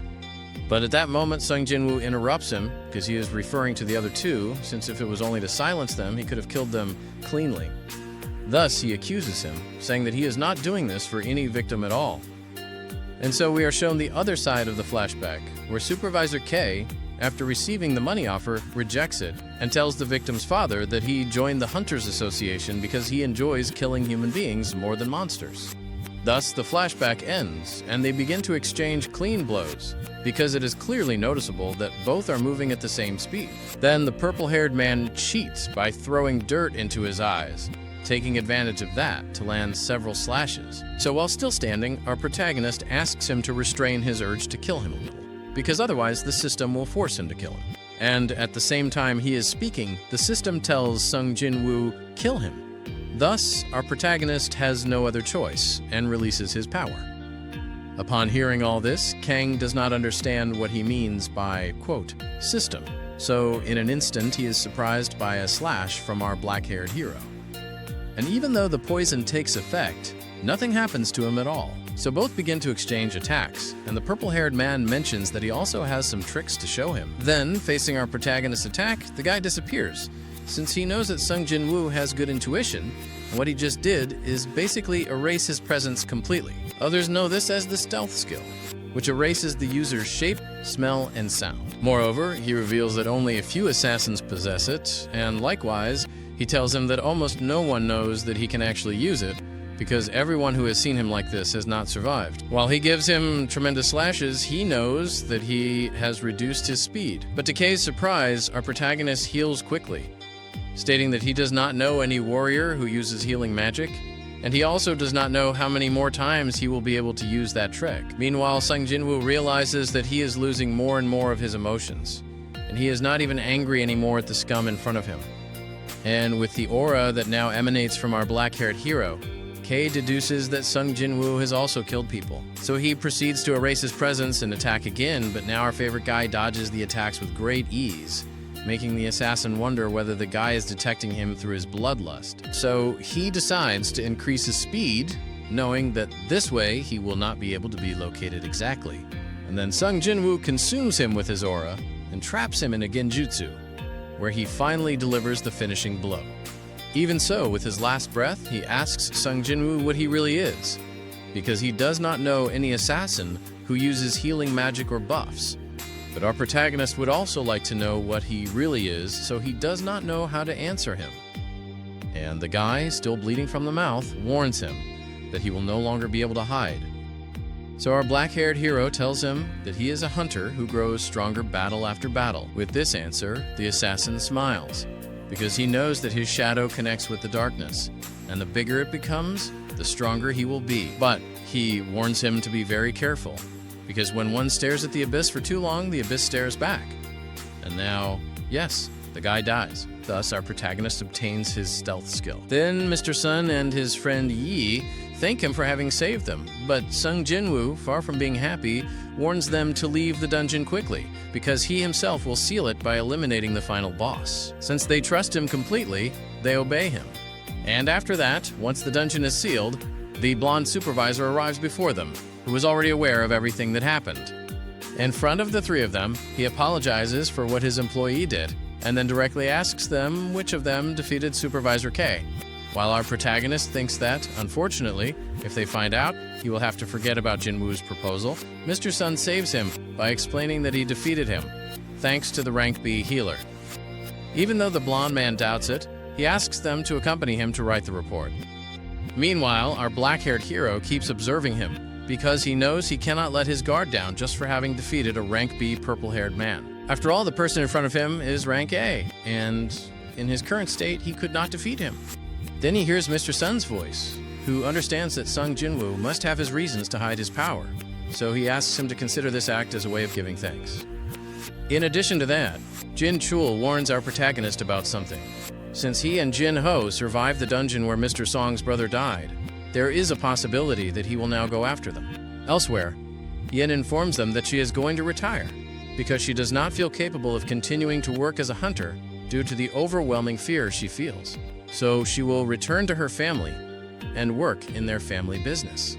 Thus, our protagonist and Jin-ho began their small adventure in Rank C portals, after recruiting 6 hunters, whom Jin-ho would pay 300,000 won per raid, under strict contract conditions. Yes, per incursion, but they are forbidden to mention anything about that, because otherwise they would be charged 10 times that amount. And yes, everything written under contract among these hunters. There would also be the best friend of our protagonist's little sister, yes, this little girl called Han Son-jae, who, well, does not really appear much, but she does appear repeatedly. The point is that Arzun did several dungeons together with Shinho while the others stayed outside. That is how he kept leveling up. But after several dungeons, our protagonist eventually had this guy appear, Sanam, the head of administration of the 2nd Division of the White Tiger Guild. Well, yes, in this country of South Korea, there are 5 guilds. On one side, we have the Hunters, which is the guild of the red-haired Choi Hoin, who is the rank S guild master, and also where Chain is, who is another rank S adventurer who is going to be very important in the future. Then we have the other 4 guilds. There is the Fame Guild, the Knights Guild, the Demon Guild, and lastly, the White Tiger Guild, this one being led by Baek John-hoo, for whom this guy works. And since he saw that Jinho had been buying many rank C portals, he started to investigate him, thus learning that our rank E protagonist survived several dungeon catastrophes, so he assumed that he had a second awakening. That is how he went to invite him to join his guild. But Sung Jinwoo said no. The persistent man then tells him, "Hey kid, I will pay you double what Jinho pays you." So here our hero asks him, "Would you pay me 6 billion?" This leaves the guy with a complete "what the hell" expression. Even though our protagonist was annoyed because the man had investigated him, he limited himself to threatening him so that he would not tell anyone, saying that if anyone found out about his secret, he would go after him. With that, they reached a good agreement. He also convinced him to sell him 3 portals that Jinho had bought for 600,000, although in reality he scammed him, because those were portals Jinho planned to cancel anyway. After that, much cheaper portals started appearing. Then a secret mission appeared for a class change, opening a portal that took him to a castle full of knights, which he could defeat using only brute force. There were mages, archers, assassins, a bit of everything, and by defeating them he obtained items such as armor that becomes invisible when equipped. But there was a small problem. He could not leave the dungeon until completing it, and he could not use healing or mana potions. Worse still, when he reached the king's room, it was not only empty, but the place was guarded by the chivalrous knight in brilliant red armor named Igris, who was in charge of defending the throne. Yes, not only did he look imposing, but he was also the final boss. So when the battle began, Igris gave our protagonist a brutal beating because he was super strong, fast, agile, and he tossed Jinwoo around like a doll. Even so, he did not give up, and with his last strength, he managed to stab his dagger right into his neck, taking advantage of that chance to return all the blows he had received, finally defeating Igris. He leveled up once again and obtained as a reward Igris's S-rank helmet, along with one of his abilities that allows him to manipulate objects at a distance, and a lot of gold for his shop. Still, he is more interested in the ability which, even though it is currently at level 1, allows him to move small objects basically as if he were moving them with his mind, almost like telekinesis. But the mission was not over yet. Immediately, many knights appeared along with several mages, accompanied by a system message. Yes, the class change mission had just begun. He is told to brace himself, take his time, and prepare for the imminent battle. The system even wishes him good luck, because he will truly need it. His main task now is to survive as long as possible. Thus, he faces a huge, endless horde of knights. Unable to use potions, little by little he becomes exhausted, feels fatigue, accumulates many wounds, and begins to see hallucinations. He hears himself saying that he should give up, that he is going to die anyway, and questioning why he keeps trying, filled with extremely pessimistic thoughts. But no, because we remember that he has protagonist luck. And yes, it turns out our guy forgot to complete the daily mission, and right at the exact moment when a knight was about to finish him off, he was miraculously transported to the penalty zone. Basically, the system saved him. But now he is no longer as weak as the first time he was there, being able to face those monsters, eliminate them, and level up. And as he levels up, his body heals completely. Thanks to the system shop, he also bought a new dagger, specifically the Knight Slayer dagger, which deals extra percentage damage to armored enemies. Once the punishment time ends, he is transported back to the castle, where he defeats all the knights much more easily. There, he also realizes that the real targets were the mages, because the knights gave no experience at all since they were summoned by the mages themselves. So he begins killing them one by one until the survivors gather together and, like cowards, fuse the corpses of all the others. Even so, Jinwoo eliminates this giant with a single attack, completing the mission that now allowed him to change class. However, he could not choose it, because the system would assign a class adapted to him based on his performance. And so the system understood that the player, meaning our protagonist, wanted to grow stronger and gain power. Therefore, it granted him the Necromancer class, which allows him to summon the dead and control them at will, creating his own army of undead, hidden within his shadow, which would obviously follow only him. Naturally, he can summon and store them whenever he wants, but first they must be dead. Then he can activate the soul extraction spell, which works with a specific phrase. The detail is that this is not 100% effective because it depends on how long the target has been dead and on their willpower to resist. Even so, this Necromancer class only lasted a few seconds because he gained too many points, triggering a second class change, evolving from Necromancer to Shadow Monarch. Yes, It sounds very powerful, but it is almost the same. With this, Jinwoo creates a small army of knights and mages. However, the one he truly wanted in his army was Igris. On the first attempt, he refused. On the second, he also refused. But on the third and final attempt, Jinwoo tells him, "Come on, my handsome knight in shining armor. Either you stay here dead, guarding a throne for someone who may never return, or you follow me, because I am the protagonist for a reason." And well, that worked. Igris joined his army. Elsewhere, S-rank hunters from different guilds joined forces to investigate Jeju Island, an island they had already visited twice before, where many rank A and S hunters died. In both cases, there were too many casualties, and even the strongest hunters returned traumatized, suffering nightmares from losing loved ones. This time, however, they would only investigate. But when they arrive, they are shocked to find that the island's monsters, the ants that had troubled even the highest ranks, have begun to evolve, developing wings. And here, my dear friend, you might ask, what is the problem? Well, let me explain. If monsters this strong already gave trouble to the highest-ranked hunters when they were confined to the island and could only move on land, what would happen if they suddenly gained wings and the ability to fly? The answer is obvious. They would fly off the island and attack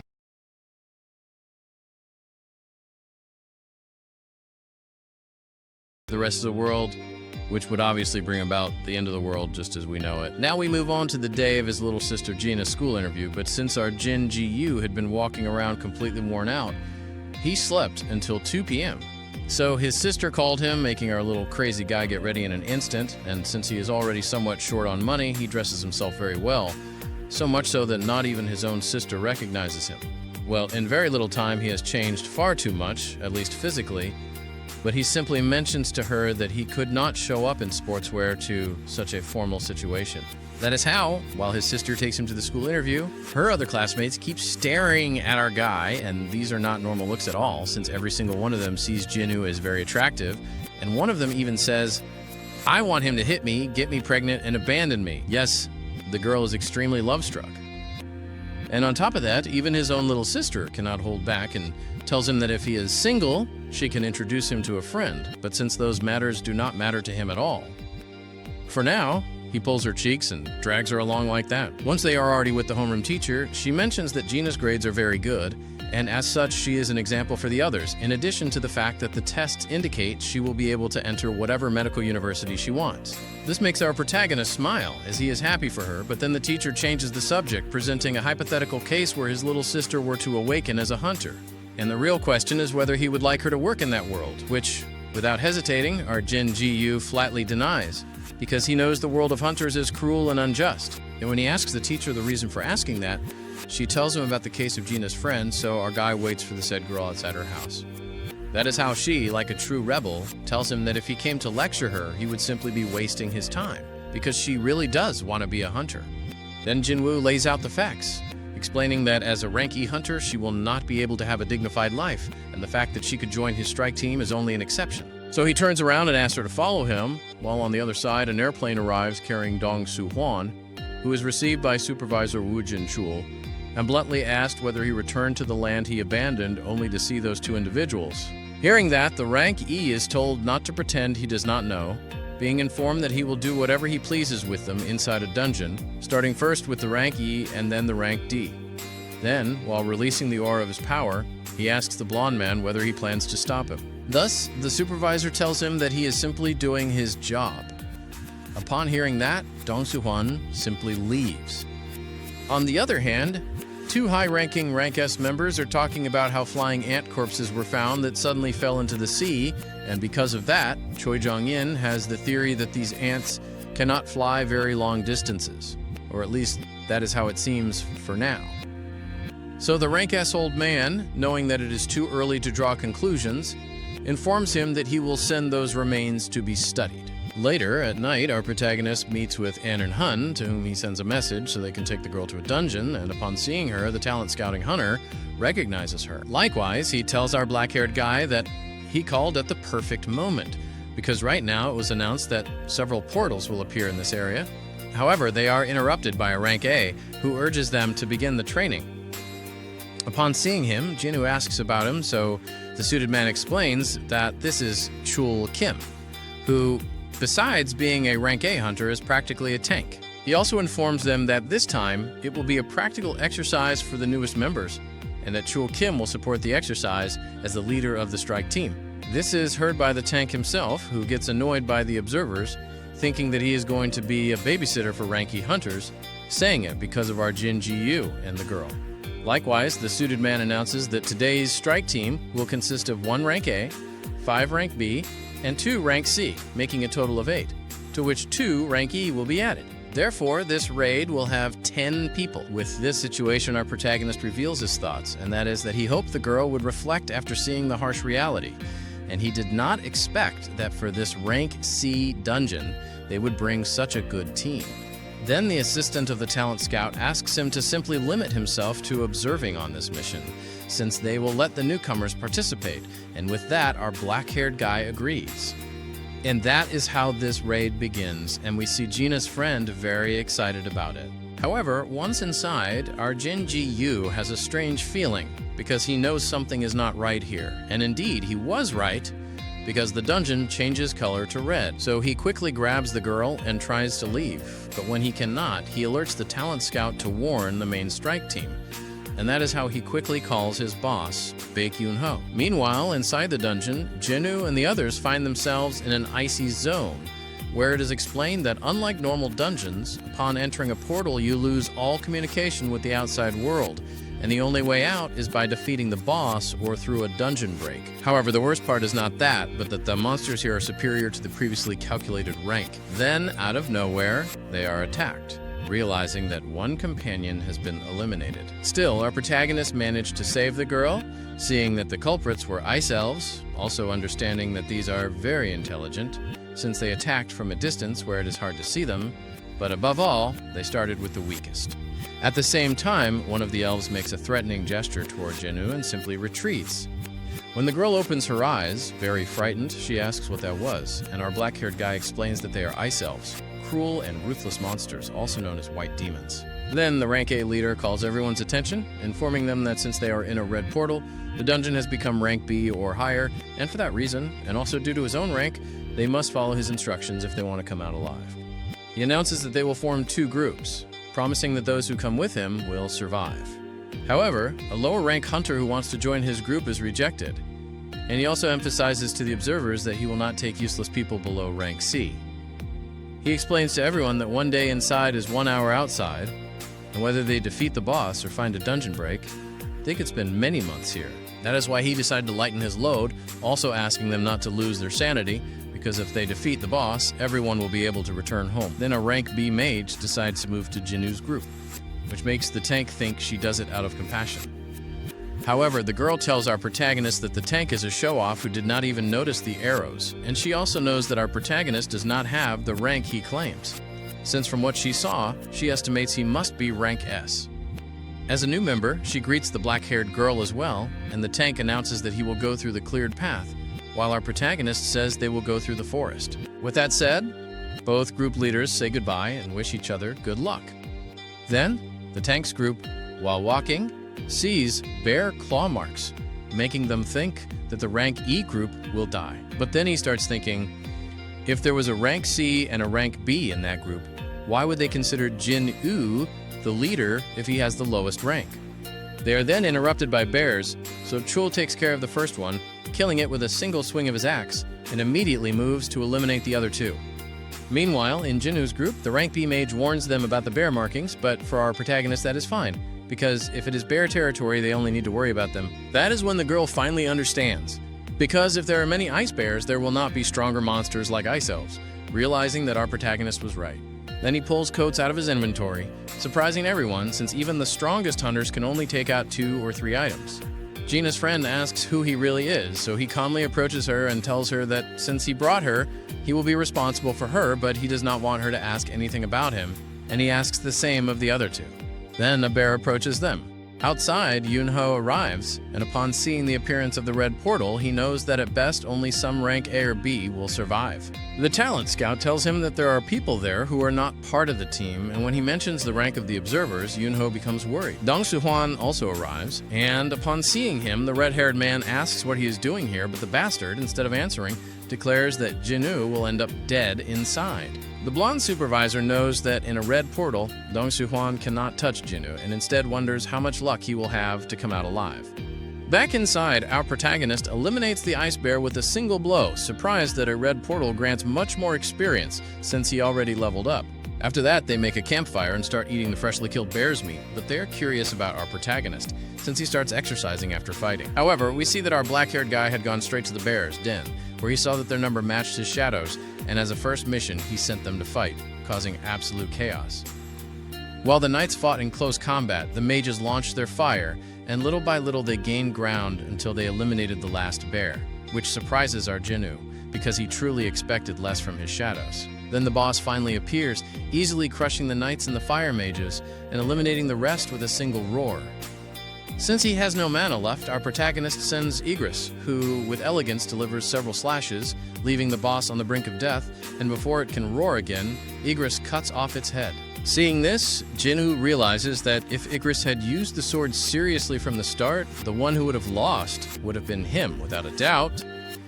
And even now, with his current level, he feels they are evenly matched, although he quickly corrects himself, thinking he might still be weaker than Igris. Therefore, he congratulates the Red Knight for a job well done. Meanwhile, in the other group, all the rank A members have been eliminated by the elves. Seeing himself at such a disadvantage, he complains about his bad luck. Since he was supposed to join the elite of the guild, and, not wanting to die there, he runs away like a complete coward, which is noticed by a very powerful monster riding on a horse, the leader of the Ice Elves. Returning to Jinwoo, on the first attempt he manages to extract the shadows of the bears, including the boss. Outside the portal, they realize that 3 hours have passed, and they calculate that inside the portal, 3 days have gone by. The bastard Dong Suhuan thinks that our protagonist must already be dead, but then he remembers that Jinwoo does not belong to the guild, so he asks how that guy entered as part of their team. The talent scout responds that he is an acquaintance whom he brought because Jinwoo wanted to see a rank C raid. Hearing that, Dong Suhuan grabs him by the neck and asks what he found this time, since he knows him and knows he has always been good at sniffing out interesting things. Yunho intervenes, grabbing Dong's arm, and Dong releases him, mocking him as a nobody from a small country. This enrages Bag, so both begin to release their power, and without waiting any longer, they throw punches at each other. Elsewhere, the cowardly rank A adventurer thinks that if he finds a team, no one will kill him, but instead he finds all the ice bears destroyed, making him think it might have been that rank E group, though that seems impossible, so he concludes it was the white demons, meaning the ice elves. Returning to the rank S clash, it turns out they are stopped by a rank A supervisor who thanks them for holding back at the last moment. Regarding the suspicion, he explains that he retested Sung Jinwoo 2 months ago, assuring that he is rank E and that his brother Dong Soo-hyuk died fighting monsters. The villain smiles and says that is the official story, but to him it is nothing but a lie. Now he assumes that the one who killed him was that little kid from the Yujin construction company. Hearing this, the blonde man asks why he is targeting Jinwoo, so Dong removes his glasses and replies that it is simply because he finally has an excuse to kill someone. He then receives a message and leaves the area. On the other hand, An-min wishes our protagonist the best of luck, because he knows better than anyone how impressive Jinwoo is, and for that very reason, he believes he will come out alive. In another panel, we see the cowardly rank A observing how the supposedly weak ones are happily eating.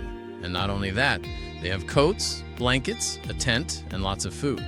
This makes him extremely angry, and he shouts at them, complaining that everyone else on the team died because they had no equipment or food, calling them cowards and a bunch of weaklings. He keeps approaching, telling them they have 3 seconds to stop covering up the real culprit, because in his foolish mind, the blame lies with Jinwoo. He shouts Jinwoo's name loudly, prompting our protagonist to appear and gently toss him by the head. Then, looking toward the trees, our Jinwoo states that this idiot brought unwanted visitors, and with a serious voice tells them to show themselves, since they are not hiding their aura from anyone. The bastards appear, and upon noticing one riding a horse, our protagonist immediately knows that this is the boss, who says that it is true, there is one useful individual among all this trash. Jinwoo tries to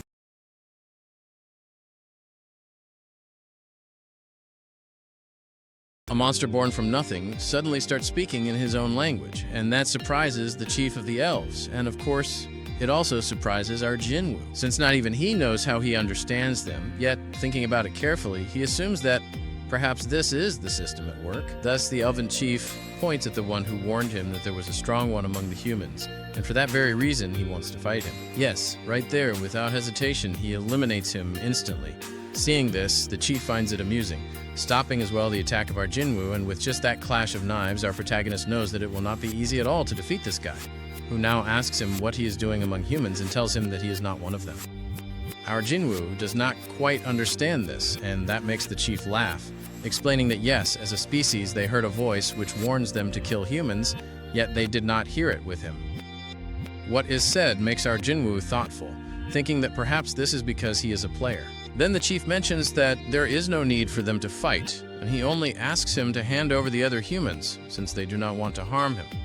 Our protagonist, without answering, asks him the reason for fighting against humans. Something interesting happens here, and that is that the chief glitches. This makes our black-haired guy feel uneasy, while the elven chief again asks him to hand over the humans, since they will not touch him. On his side, this is a refusal of the offer. Thus, the elf asks if he plans to make enemies of them, emphasizing that it would not suit him, since he is at a numerical disadvantage. Then our protagonist, with a smile, responds by making his soldiers and ice bears appear. Seeing this, the elven leader tells him that he is resisting by force, yet our Jinwoo replies that if he were him, he would not be so sure. Said that, both command their troops, and truth be told, the fight looks quite even.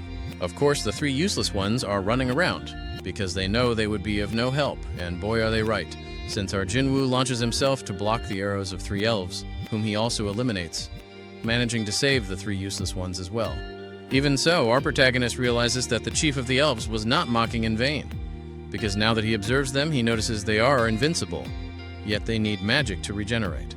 However, he also knows that his own mana will not last much longer, but more importantly, the chief of the elves is stronger than our Jinwoo, so much so that even fighting together with Igris it would be difficult. And since he knows the soldiers could not help him, he needs something more powerful. Then the chief of the Ice Elves introduces himself as Baruka, and our black-haired one, like a knight, does the same. Therefore, they continue with the fight, and at one moment, Baruka gains the upper hand. Yet this was only a lie, because right then, a tremendous fireball from the three mages of our Jinwoo crashes down on him. Likewise, the tank of Ranga stands up, surprised that our Jinwoo knocked him out on the ice. For his part, the chief of the Ice Elves comes out very cheerful, mocking the mages of our protagonist.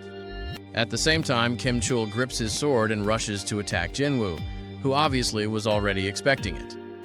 Thus, he makes Igris appear, who with his sword not only creates a distraction with the snow dust, but also takes care of Ranga's hunter, whom without wasting time he raises as a shadow. With that, he manages to evade Baruka's attack, and from now on he names him Iron, who immediately starts doing his job, drawing the chief of the Ice Elves with a shout. Thus they fight 1 versus 1. Even so, for Baruka, Iron moves very slowly. From afar, Gina's friend asks the mage if fights between hunters are always like this, and he flatly denies it, since if it were always like this, she would never have become a hunter, revealing that in her entire life, she has never seen anything like it. And, well, the other hunter also confirms it on his side. Baruka acts very confident, asking our protagonist to attack him with his knight, and upon hearing these words, our black-haired one accepts, starting a tremendous clash. At that moment, Iron calls his attention again. Baruka attacks him, and Igris tries to take advantage of that moment, but fails. Fortunately, our protagonist was there to land a blow, and when Baruka steps back, he tells him that he underestimates him. Jinwoo, for his part, admits how strong the elf is, yet then he asks him about his soldiers. Baruka turns around and notices that all of them have been eliminated. Thus, very angry, he launches his attack. Jinwoo throws his dagger, and when pulling it back, he manages to break Baruka's weapon. Immediately, he summons Iron to restrain him, adding the magic charged by the fire mages. Even so, Baruka is very resilient and escapes safely.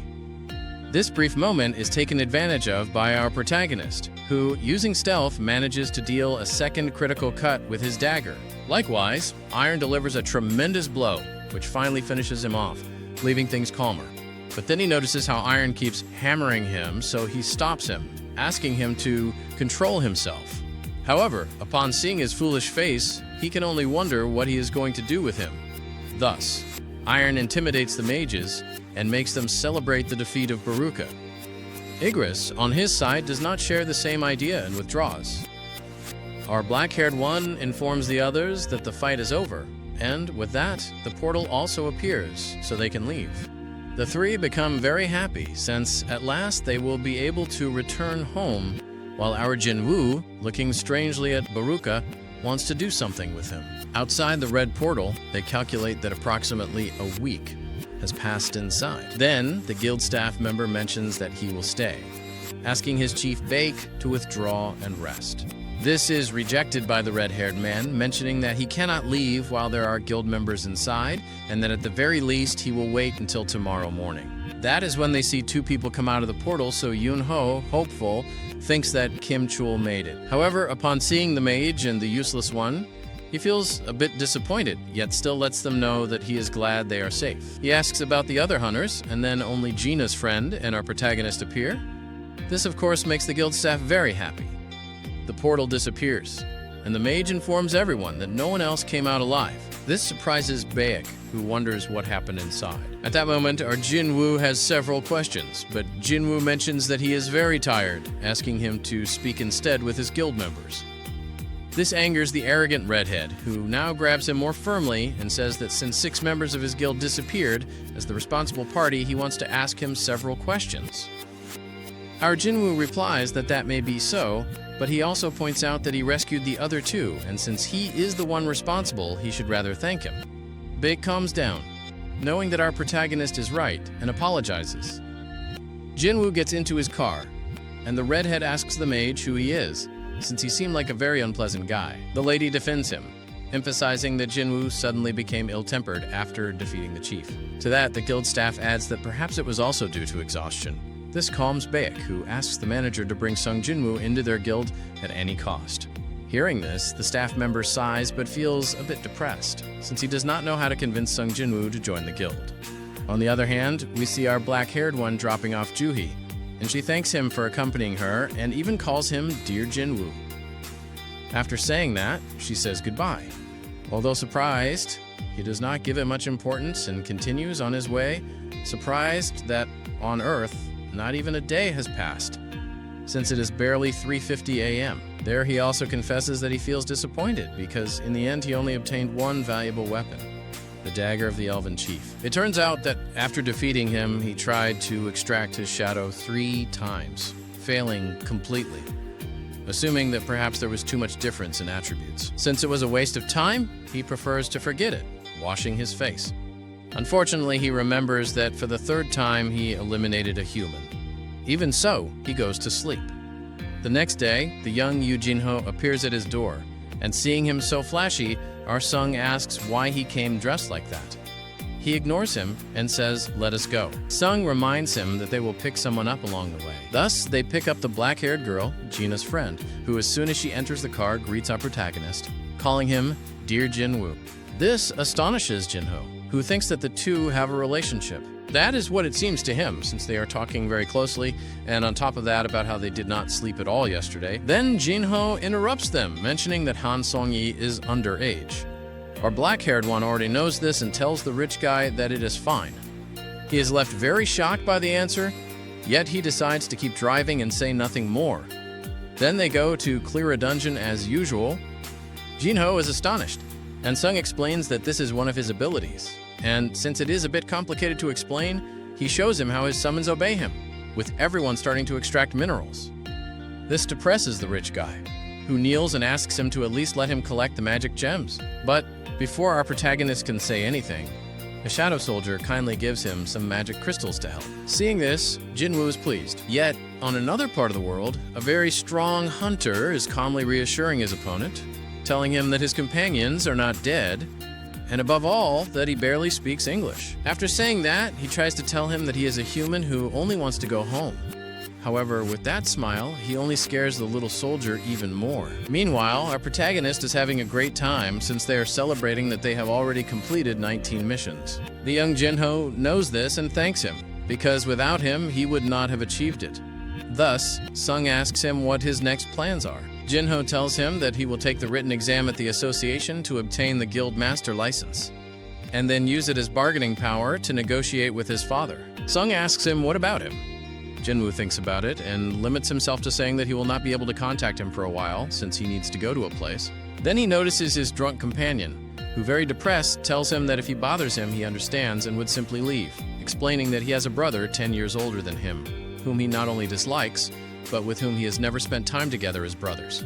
Compared to that, he is very grateful to Jinwoo since besides accepting his request, he also saved his life, and he wishes that Jinwoo truly were his older brother. This moves Sung's heart, who, inviting him a drink, tells him that from now on he will be his younger brother.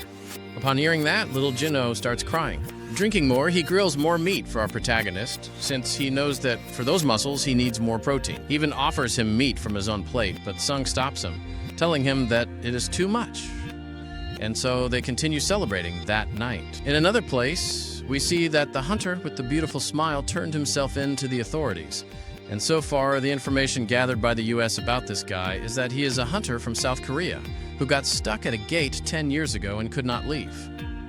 Then he encountered the gate attack that leads to the US, and that is all the information they have, knowing that this is an unprecedented case, since this hunter is S rank. And since he obviously cannot speak English well, an assisted interrogation is pending. Since the United States cannot rule out that he might be a humanoid beast, given that for that very reason they requested assistance from the rank S hunter from Washington, who is also his compatriot from South Korea. Yes, they are referring to Won Don-zu, who is already coming quickly.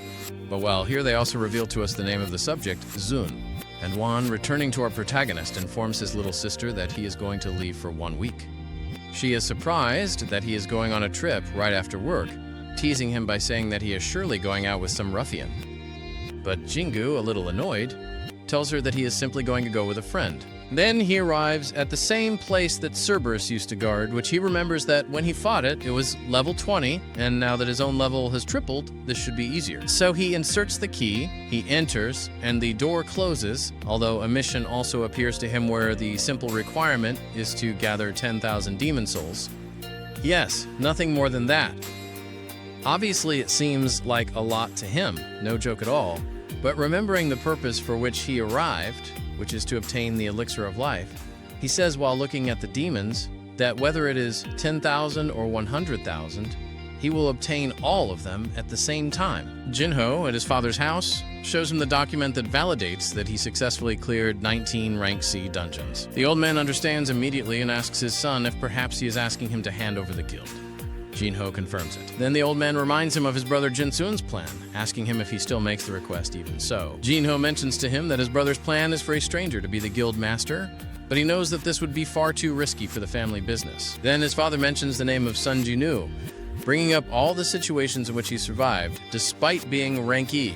Yes, from the double dungeon case to the most recent incident of the White Tiger Guild's Red Gate not long ago, understanding that his son obtained the guild master license with his help. But even so, he will let him try, placing as a condition on Jinnu to recruit the hunter Sun Jingu before any other guild gets ahead of them in this task.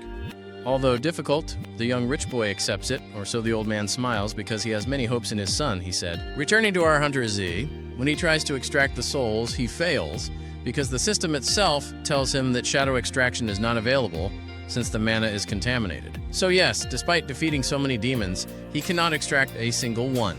But even so, he obtained an object called the permit for the upper floors, now having access to the second floor, but it can only be used at the magical teleportation circle on the first floor, which is that bright light over there in the distance. Jingu knows that this dungeon is enormous, and since he does not want to tire himself out, he summons the bear boss. However, he sees that ahead there are more demons. But even so, the bear boss is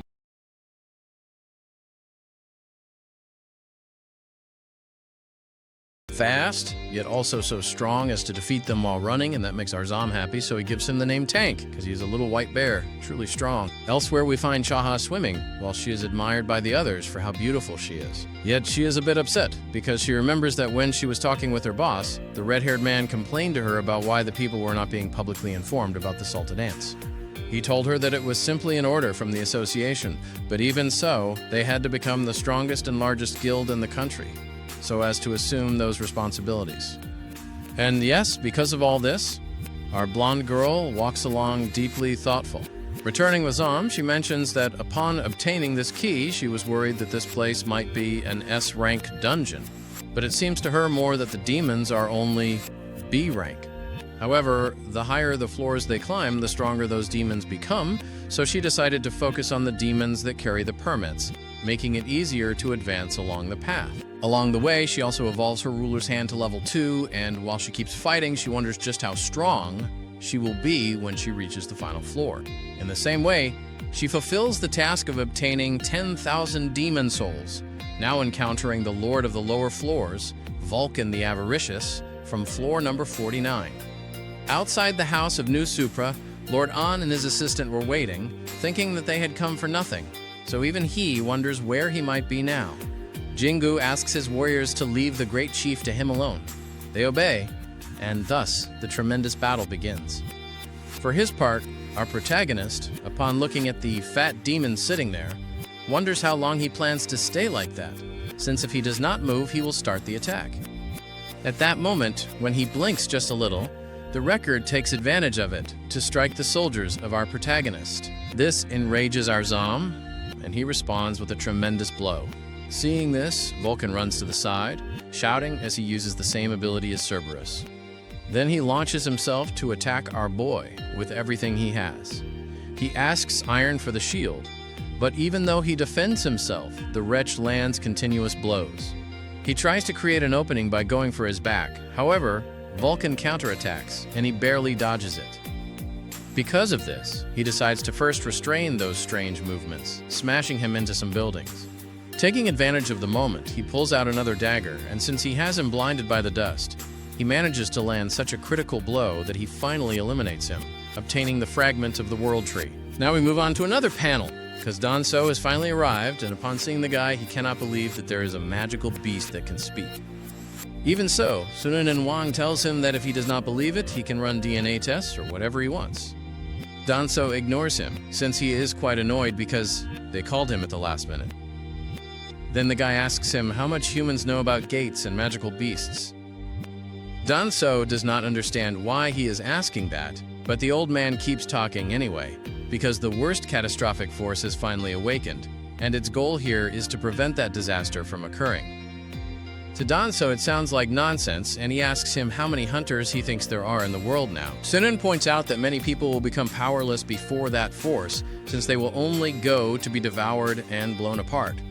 Danso, for his part, is surprised that a magical beast like him has a name just like humans, as well as a wife and 2 children.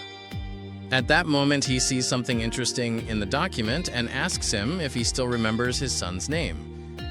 The old man replies that the name of his dear son is Jingu. Danso smiles, and Sun notices the murderous aura of this man, who, rising from the table, tells him that if he has any last words for his son, he should go tell them to him in hell, because he is already dead. This obviously awakens Sun's power, starting a fight that ends in a complete disaster. Yes, both were S-rank, but despite Wandan, so being a high-level hunter, we see that he was defeated by Sun Jingu's father in just a single second. Returning now to the hunter's son, who, along with his shadow army, surprises the enemy by appearing above him, he reminds him that this battle is one-sided, and since he knows that he surely did not expect this, he asks him whether immortal magical beasts also feel fear. Having said that, he eliminates him in the blink of an eye, because the enemy he defeated is Metis, the Guide of Souls. He then rests for a while, since his food has already run out, and that is as far as he can go for now. He now finds himself on floor 75, knowing that he still has 25 more to go. Even so, the harvest is quite abundant, showing us that he obtained the necklace from the skeleton he killed a moment ago, as well as an earring from the great chief of floor 50. At that moment, he looks at his system, and from what he notices, he knows that there should be another magical beast at a boss level. He checks a red orb that he also obtained, although he knows it is useless to him, thinking instead of the mages, since with this their magical power would double. But something more important lies before him, and that is that this time he chose the random loot box they gave him as a reward for completing his mission. It is revealed that he thought he would no longer be able to obtain it, and he even came to feel somewhat regretful. But now he realizes that after all the waiting, it is a key. When he checks it, not even its information appears. not even when and where it should be used. But since he knows that this is not the purpose of this journey, he forgets the matter, remembering what truly matters. For he obtained the fragment of the world tree by killing the avaricious Vulcan on floor 50, and the water of the Echo Forest after killing the Guide of Souls. Thus, of the 3 materials for the elixir of life that he needs, he has already obtained 2, meaning that now he only has 1 more element left to save his mother. He turns around and leaves, since the next time he comes here, he will obtain it. Upon exiting the portal, he knows that the final ingredient for the elixir of life that he lacks is the purified blood of the Demon King. Then it dawns on him that despite how strong he has become, his official rank is still E, realizing that this prevents him from participating in high-rank raids. Therefore, he knows that from now on he has to stop pretending, deciding to undergo a reevaluation, since after all, he cannot hide his power forever. The next day, at the rank evaluation site, we also see Anne's companion, who is obviously analyzing the people he might recruit today. In his search, he quickly finds our protagonist and calls Baek-Yun-ho, and obviously this redhead leaves his car immediately to stand beside our black-haired boy. A man nearby was very worried, and for that same reason, he wanted to obtain a good rank to earn money. The one in front reassures him, saying that if he turns out to be D rank or higher, recruiters from some guild will talk to him. Of course, all is well as long as he is not E rank, which does not look very good, as he already knows. He is called, as it is now his turn to be evaluated. He tells the lady his name, and she explains that the way to measure his rank will be the same as always, asking him to place his hand on that black crystal. Our Jingu complies, but the system throws an error at the lady. Even though she repeats the process again and again, it remains the same. Then the chief evaluator arrives, and upon seeing the error, he realizes that it is not that the machine is broken, but that the calculation is not possible, because the amount of magical power exceeds the limit of the measuring device, confirming that our protagonist is the 10th S rank in this country. Outside the place, the red S rank asks Hinchul about the winged ants. The blonde explains that the research team is dissecting them, and they are also comparing tissues and magical residue with past samples, but they need more time to corroborate the results. Hearing this, Choi says that many things have been happening lately, mentioning the Red Gate raid, but above all, that a stranger joined that White Tiger raid. He kindly asks about the identity of the subject. However, the blonde mentions that although he was there, he did not stay until the end. At that moment, they hear a lot of commotion in the lobby. Jinchul informs him that he will go check it out, and the redhead decides to accompany him. Inside the evaluation hall, we see how everyone is very surprised. Yes, gossip spreads very quickly here. On his side, the chief evaluator asks Jin Woo to come back in 3 days, because their machine cannot measure his power. An's companion thinks of approaching Jingu before anyone else, but then everyone is distracted when they see that Choi Jong-in himself is also there, recognized as the master of the Hunters Guild. His presence is also noticed by our Jingu, who knows that this redhead is the best user of fire magic, and not only that, but he is also called the ultimate weapon. Furthermore, his former nickname was based on his, because let us remember that our protagonist was called the weakest weapon of humanity. From Choi's point of view, feeling Jingu's aura, he understands that he is the reason for the commotion. He introduces himself and invites him to join his guild. However, Sun Jingu ignores him, since he is in a great hurry, and thus everyone sees how the ultimate weapon was rejected. With his head lowered, he thinks that it was because fame went to his head. In just a moment, our black-haired boy disappears from the place. Baek-Yun-ho also arrives, which seems strange to Choi, since he knows that the White Tiger Guild is very far away. The fact that the guild master himself rushed over leads him to conclude that this Sun Jingu is very valuable, so he simply leaves the place. Baek looks annoyed, because the last person he wanted to find out has found out. Later that night, we find our black-haired boy accompanying his mother, and he asks her to please wait just a little longer. He leaves her room, where Jin Chul is waiting. Jin Chul admits that he was blind for not seeing his power, but since he belongs to the only department that controls hunters, the supervision area, it is his task to watch him. He emphasizes that it is not because he is a criminal, but he knows he cannot do anything against S-rank hunters. Today, there is someone who wants to see him, introducing him to the president of the Hunters Association himself, Go Gun Hee. Jingu agrees to talk elsewhere. There, he is congratulated by the president, who informs him that another reevaluation is of little use. Jingu does not quite understand, so the old man asks if they asked him to come back to be examined again. Sun confirms it. Then President Go explains that it is so that people like him could contact him, because despite the size of the association, it does not have too many excellent hunters, since many focus on the money and honor of large guilds. He also highlights that Mr. Wu Jinchul is one of the best hunters the association has, being A rank. He gets straight to the point, asking our black-haired boy to join them, promising him an important position in the association. Sun asks the reason for offering him so much, and the old man explains that right now, it is not the government that sustains the country, but the 5 main guilds, which maintain a delicate balance among themselves. If Jingu were to join one of them, that balance would be broken. For that reason, the Hunters Association must become a 6th power in the country, capable of controlling the rest. At least for him, Jingu has the power to make all of this a reality. Once again, he asks what he thinks of the deal. Sun mentions that it is not a bad offer, while in his mind he knows that a position in the association would guarantee future promotions, and aside from the government and the media, it is certain that President Go has influence everywhere. Above all, this man was the first S rank in the country, who despite his 80 years still has a good physique and great magical power. And more importantly, he stands on equal footing with his own power after having leveled up so much. If he accepted his proposal, his life would change. Thus, he gives his answer, apologizing because he has to refuse. Hearing this, President Go understands that Jingu seeks money, but the Shadow Monarch affirms that he wants to fight, stating that his place is in the dungeons. And because he says it with so very much certainty, the old man realizes that the eyes of this young man do not lie, feeling something strange in his chest, which is the desire to fight alongside him. Of course, he would do so if he were 20 years younger. Therefore, he mentions that he cannot force him and understands his decision. Jingu thanks him and informs them that he will leave quickly since his sister is alone at home. President Go thanks him for his time, watching him leave through the window, while he comments to the blonde that when he learned that not even an S-rank healer could cure his old age, his world collapsed like never before. Then he asks him to cancel all his plans because today they are going to drink together. Jinchul wants to accompany him, but he says that he will not drink. That seems fine to President Go, who, turning his gaze to our protagonist, asks if he thinks that he himself might also like alcohol. Meanwhile, in Sun Jingu's mind, he is aware that the Hunters Association deals with D-rank dungeons, that is, the lowest ones, which is of no use to him, because he must hurry and grow stronger in order to cure his mother.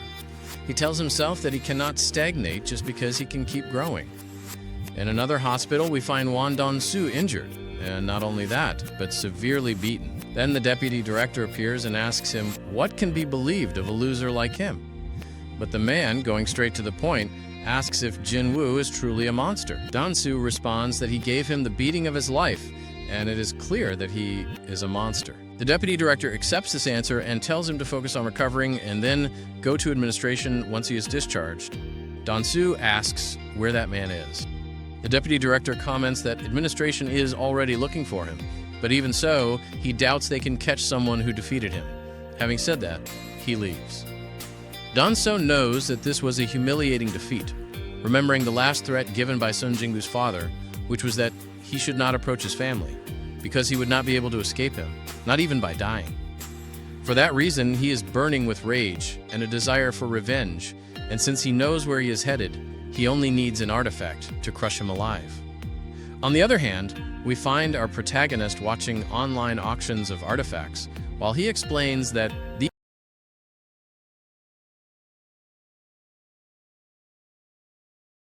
artificial relics, yet for hunters they are high-level equipment that only the very best craftsmen prepare, and since now there are quite a lot of hunters. There are also heaps of artifacts at online auctions, but even so, with the money he has, they seem extremely expensive to him, and since our little black-haired guy did want to buy something, he wants to carry the perfect gear in order to face the Demon King's castle. But since he sees nothing convincing in the online shop, he focuses on his sphere of avarice, which, as it is transferable, can be sold. He explains to us that the enhancement rates of the best equipment range from 20 to 30%, whereas this sphere has the power to double magical damage, so he knows it should be worth a whole lot. However, the problem is that it belongs to someone of rank E, obviously referring to himself, and the person who would want to buy it is going to investigate its origin. Now then, if he had registered in a rank A portal, he would have had an excuse, but being rank E, that is something impossible. As he browses the web, he finds that they are looking for personnel for a mining group. and it is at a rank A portal of the Hunters Association, where hunters of any rank are accepted as long as they have good physical condition. On the other hand, President Go-Gun-Hee reviews data from 4 years ago about our protagonist, and upon seeing the photograph, he thinks he looks more like a young boy. So he asks the blonde man whether he might have tampered with his rank, but Jin Chul mentions that at that time Jin Woo recorded several almost lethal injuries, so he doubts that is the case. The president is surprised that our poor fellow endured so much. The supervisor adds that his mother suffered from the eternal slumber disease, and on top of that, Jin Woo pays for his sister's studies, making him the financial pillar of the family. The president praises him, saying that nowadays you no longer see many young people like him. Then Jin Chul informs him that Jin Woo joined a raid of the Hunters Guild, which disappoints the old man a little, since apparently even this young man prefers money. And here I truly do not share the same opinion as this old man, because despite how difficult it is to earn money as a rank E, our dear Jin Woo did it for years, enduring even fatal injuries. Anyway, Jin Chul then informs him that our fellow joined the mining group, and upon hearing that, Go-Gun-Hee is left speechless and only mentions that this young man is most unpredictable. Meanwhile, elsewhere, the leader of the mining group asks our black-haired guy whether he is a combat hunter, since he seems to have a good physique. Jin Woo confirms it, and with a smile the leader asks him to relax and work hard together, then goes off to register the others. Now we are told a bit more about high-level dungeon raids, in which it is necessary to divide tasks, and that is why there is an attack group that focuses on eliminating monsters, another collection group that gathers their corpses, and finally the mining group that extracts mana mineral from the dungeon. Despite requiring so many people, it is extremely profitable for all participants. At the same time, Choi Jong-in was clearing the dungeon, easily burning the monsters, and on top of that, the guy held back, since well-cooked corpses were good for nothing. Also present there was Cha Hae-in, and upon seeing the red-haired man, she recommended that he be careful with the smell, calling her the lady with the sensitive nose. After that, the entire attack group withdrew, and the leader of the miners mentions that even the number 2 of the Hunters Guild is left. Jin Woo covers his face with his helmet, finally meeting Cha Hae-in, who is also the 9th rank S hunter in the country, and even he knows that, since our blonde is called the Dancer. He senses her aura, and she also senses how he is looking at her, turns around, but our Jin Woo is no longer there. This leaves her with doubts, wondering what that powerful presence was, even comparing it to President Go-Gun-Hee. It turns out that Jin Woo moved very fast. They then call the mining team, and everyone starts working inside the portal. Our guys feel the magic waves of the rank A dungeon boss, knowing that this monster must be superior to Vulcan and Metis from the Demon King's castle. At that moment, he hears his companions belittling him for being rank E. As he walks, he runs into another guy who angrily yells at him to move, but with just one look, our protagonist silences him because he felt the aura of our Jin Woo, and now they clearly doubt that he is rank E. Jin Woo continues working harder than everyone else, and seeing this, the leader also doubts that he is of an inferior rank. Just look at those well-defined, firm muscles, and with his incredible strength, he breaks the mana mineral in one strike. There is such a difference compared to the other miners that even the boss believes our Jin Woo was sent by God as a laborer. Lunchtime arrives, and Jin Woo says he will continue working to finish this. The leader agrees, but asks him not to push himself too hard. Once everyone leaves, our black-haired guy drops the pick without hesitation and starts running toward the dungeon boss, since he cannot waste this opportunity. With one free hour, he decides to take a look. Upon arriving, he sees that it truly is stronger than Metis, and since he still has common sense, he knows he must not kill it, because if he does, the portal will close, and the Hunters Guild that bought this dungeon would lose a lot of money. Even so, our crazy guy smiles because he knows nothing would happen if he provoked it a little. However, the blonde appears and asks him what he is doing there. Now exposed, Jin Woo does not know how to react. She asks again, and Jin Woo makes his weapon disappear, realizing he was imprudent. So he answers that he simply got lost and ended up here. Cha Hae-in understands that he is from the mining team and tells him that this is the boss room, asking him to please step back. Our boy realizes that this blonde truly lives up to her reputation, since he did not notice her at all until she started speaking. He turns, smiles, and says sorry. She, upon seeing his hand again, wonders whether he was not holding a weapon, but thinking she might have seen wrong, she drops the matter. As our fellow walks past her, Cha Hae-in notices something and asks him to wait. Jin Woo obeys, and she starts smelling him, realizing that he does not smell bad, so she asks whether he truly is a hunter. Before Jinwoo can answer, she checks the rank badge on his chest and realizes he is rank E, so she tells him to forget it and instead be careful on his way back since the dungeon is very large. Jinwoo does not understand what just happened, so he simply leaves. The blonde keeps thinking about why he does not smell bad, assuming perhaps it is because his rank is too low. But in truth, it is not just that, since on the contrary, he smells extremely good. Maybe our protagonist used perfume. Later, with the mining team, they mentioned that they heard he already met Cha Hae-in when he got lost, praising his luck, since they can only see her from afar. They explain that the blonde patrols to protect them from the boss, sacrificing even her rest time, which makes her very reliable in the eyes of the leader. Another companion mentions that Cha Hae-in feels uncomfortable with the smell of other hunters. This surprises our protagonist and reminds him of when Baruka said he was different, so Jinwoo knows that here he is the only one favored by the system. They exit the portal, and the boss pays him while asking if he would like to work for him. Jinwoo politely refuses. Then the boss asks if he could help one more day since tomorrow there will be Rank A and Rank C raids. With the second assault team arriving, one of the strengths of the Hunters Guild being that they can raid Rank A portals with 2 groups. Since our protagonist has nothing to do tomorrow, he accepts. That night, Cha Hae-in is seen calling someone, asking them to investigate Sung Jinwoo. The man tells her that Mr. Choi Jong-in said the same yesterday, but unfortunately, all information about that guy has been sealed by the Hunters Association itself. This detail leaves our blonde thoughtful, since even her red-haired boss is interested in that guy, so she knows there must be something bigger behind it. After all, although she has met many hunters, this is the first time she has met someone with a pleasant smell. The next day, our protagonist meets his companions, who kindly greet him good morning, since they already know how well he works, and this event obviously makes his friend Juhi and the others acknowledge that they have not felt this way in a long time.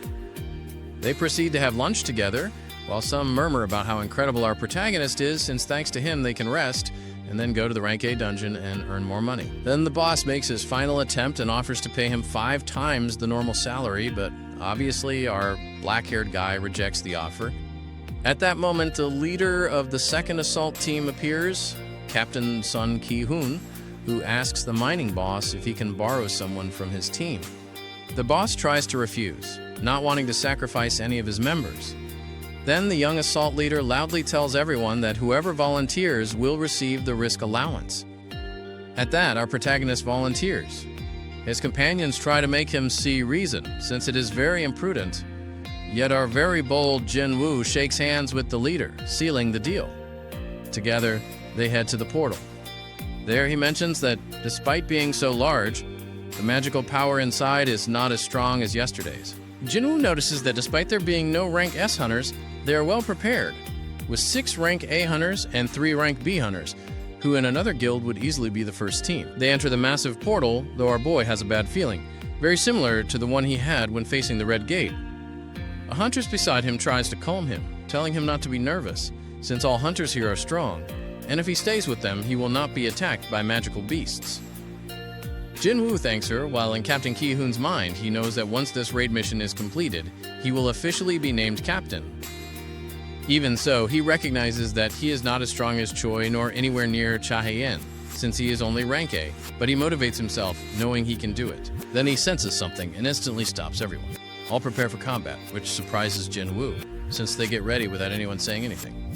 Red wolves appear. The tank handles defense while the others take advantage to attack, from the mage who pulverizes them as if they were nothing, to the swordsman and lancer attacking with their weapons. Seeing this, the woman beside our protagonist finds it strange, since Rank C monsters should not be in a Rank A dungeon. Upon checking one, they realize it has a leash, informing the leader that they seem to be bred. Ki-hoon understands that these monsters were spared and used as hunting dogs, which still seems strange. Then, tall orcs appear. One throws his spear with great force at Ki-hoon, who blocks it, but his shield breaks. The tank draws attention, yet it is ineffective, as the orcs ignore him. A mage restrains one orc, while the voluptuous blonde blasts another away with a fireball, and the fighter grapples one barehanded, but another sends her flying. Even when a mage summons 2 soldiers, they are still struggling. At that moment, a hunter loses an arm. Another helps him while the healer regenerates it. All of this is being observed by Sung Jinwoo. Using his stealth skill, he helps them, strangling one with the ruler's hand and weakening the others without anyone noticing. With that, the team regains morale. and even the fighter looks thrilled. After a few seconds, they finally defeat all the high orcs, everyone now safe. The tank cries, since it is a miracle they are alive. The purple-haired woman tells the leader that she felt something strange during the fight, which Ki-hoon also confirms. Most of them talk about the event since it makes no sense to them, but in the mind of the glasses-wearing girl, she knows who saved them, looking toward our protagonist, since she noticed when he used his stealth. However, since they survived thanks to him, she chooses not to say anything, knowing he surely has his reasons. Then the Lancer asks the leader whether they will continue. The voluptuous blonde understands how it feels to be a first-time captain, and gives her opinion that they should retreat first. The red-armored tank agrees, since considering how strong the orcs are, they would need at least 2 more healers and 3 more mages. Ki-hoon becomes thoughtful, which even Jin-woo understands, since every hunter wants to conquer a dungeon, hoping the leader will be wise. Sun Ki-hoon announces his decision, and they will retreat for now. Everyone is relieved, and the tank admits he feared the captain would push forward, but the young captain says he is not that foolish. They head back to the portal, but find a high-level barrier there. 3 mages attempt to break it, while everyone feels an immense magical power, thinking it might even be the dungeon boss. The mages hurry, but soon realize it was a trap, as all 3 are afflicted by dark magic, left in terrible condition. Worse still, Ki-hoon turns around and realizes they are surrounded by 50 high orcs. At that moment, most of them know that now, at last, they will die. But the leader bravely steps forward toward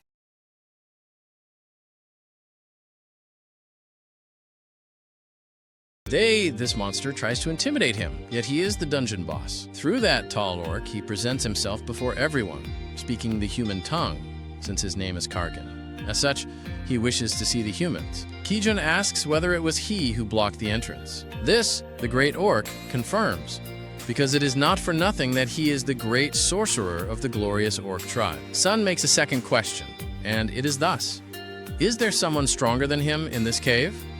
This makes Carol Han laugh, and instead he asks him to choose. He can die at the hands of his soldiers or come to see him in person.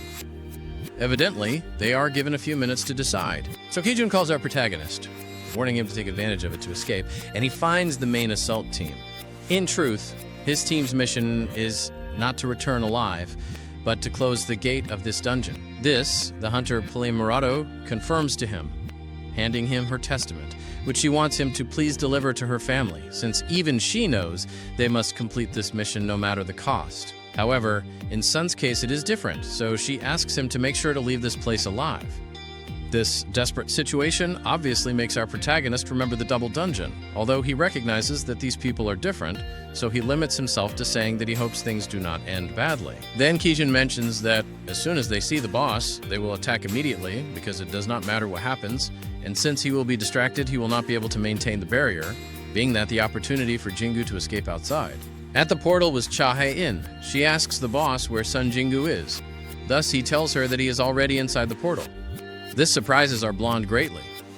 Meanwhile, the second assault team of the Hunters Guild leaves hunters in the company of our protagonist and finally enters the lair of Kargan, who obviously has a great army to fight. Meanwhile, outside the portal, our blonde is questioning why a rank E is acting as a transporter in a rank A dungeon. Since it seems suspicious to her, she intends to enter. She asks the chief of the miners if he could lend her a weapon. He gives her a pickaxe, but she prefers a sword or a spear, and even so, she thanks him for the help. Thus, when she was about to enter the portal with nothing, the man asks our huntress if she will truly enter unarmed. The blonde returns, the man hands her the pickaxe, and tells her that it is better than carrying nothing, which makes our Cha-hae-in feel embarrassed, although she still thanks him. Inside the dungeon, the adventurers notice that, with so many high orcs, they could wipe out 1 or 2 cities without problems. At that moment, the one in red armor mentions that especially those 4, referring to the orcs near Carl Han, since their aura is so imposing that it cannot even be compared to the others. Sun Ki-jun, for his part, knows that his duty is to close the portal and, more importantly, defeat the dungeon boss by any means. At that moment, Carl Han makes them feel his presence, expelling a bit of his magical power. This wretch asks them whether they are afraid. Humans. Upon feeling this power, both the glasses-wearing mage and the blonde with the strong personality feel quite afraid, because the man has immeasurable magical power. Sun Ki-jun, though disturbed, asks him the reason for making them come. Kargal Han responds that it is for mere amusement, since he will torture them one by one for the entertainment of his soldiers, nothing more. This enrages the captain, who feels revolted upon seeing that these monsters view them as toys they could break without hesitation. Thus, he lunges forward to attack, announcing it to his group. And although no one moves besides him, Sun continues with what he has already decided. For his part, the dungeon boss defends himself with his defense chant, thus invoking a tremendous shield that Kijun is unable to pierce. He retreats to take a better position, but Kargal Han, using anti-gravity magic and gravity acceleration, slams him against the ceiling and the ground several times. So much so that even the other hunters are left stunned, of course most of them except our protagonist, who saves Sun from a terrible fall and lowers him gently to the ground, mentioning that the dungeon belongs to his guild, but since the attack team is in danger, he asks permission to kill all the monsters present. At the same time, having said that, he eliminates one with the hand of the ruler. Captain Kijun, who is not foolish at all, begs Jingu to do it, please. Kargal Han, for his part, mocks our boy, since his technique is nothing more than mere imitation, so he doubts that he is anything special, releasing all his power at once. At the same time, our son approaches him, confirming that, until now, he had never felt such a powerful aura. But unfortunately, this fight is unfair. He summons his shadows, and once they are invoked, he says again that this fight is unfair. But for him. Meanwhile, outside the portal, the supervisor of the Hunters Association, Go Gunhee, arrives and asks the chief of the miners where Jingu is. One of the traumatized ones approaches him, letting him know that Sun is a monster, but the chief silences him, replying to the supervisor that the young man entered the portal as a transporter. Seeing him thoughtful, the blonde asks if something is happening with Jingu, but he only responds that the information will come out tomorrow in the news. The miner mentions that inside is also the huntress, Chahayin, who came asking about the same person. This surprises the blonde, but then everyone feels an extremely imposing aura. Gunhee asks them to recalculate the power of the portal while wondering what could be happening inside. For her part, Chahayin, after defeating some high orcs, wonders how Sun Kijun's group defeated so many of them. Still, she knows that the dungeon boss must be much stronger, and surely the group is in danger, so she hurries to the place. Kargal Han mocks Jingu, asking if he plans to face his army with those weak soldiers, emphasizing that most do not even reach 45 strength, unlike his own, who had eaten their fill in the morning. Here, our protagonist stops him, telling him not to underestimate them so much, because in this fight he will show what 35 strength can do, activating his skill, Monarch's Domain, which, as explained, is a class skill he learned upon reaching level 70 in the Demon King's castle, and that the Shadow Soldiers were strengthened after going to that castle. Upon seeing this, a mage hunter is extremely surprised since he can only summon 2, unlike Jingu. At the same time, the dungeon boss orders his entire battalion to attack. In an instant, Igris is surrounded by several high orcs, who are no problem for him, just as for Iron, who eliminates them with a single axe swing. For his part, Jingo moves at high speed, eliminating others. Seeing this, some hunters mention that he is as fast as the second S rank, referring to the blonde Cha Hei-in, now wondering why someone so strong is acting as a transporter. Sun analyzes that his rank B infantry needs 4 or 5 shadows to defeat a high orc, so he knows he must eliminate them himself. Then the dungeon boss conjures a fire dragon spell, mocking our protagonist because his soldiers die very quickly, but Jingo replies that his can revive again and again. Enraged, Kargal Han throws his defense shield at him, which is dodged, as well as the gravity attacks and gravitational magic. Then Kargal Han becomes a bit more serious, making fire spears appear that eliminate our protagonist's soldiers, as well as Jingu himself. Yet he repels this easily with his power, realizing that the boss is trying to prevent him from approaching.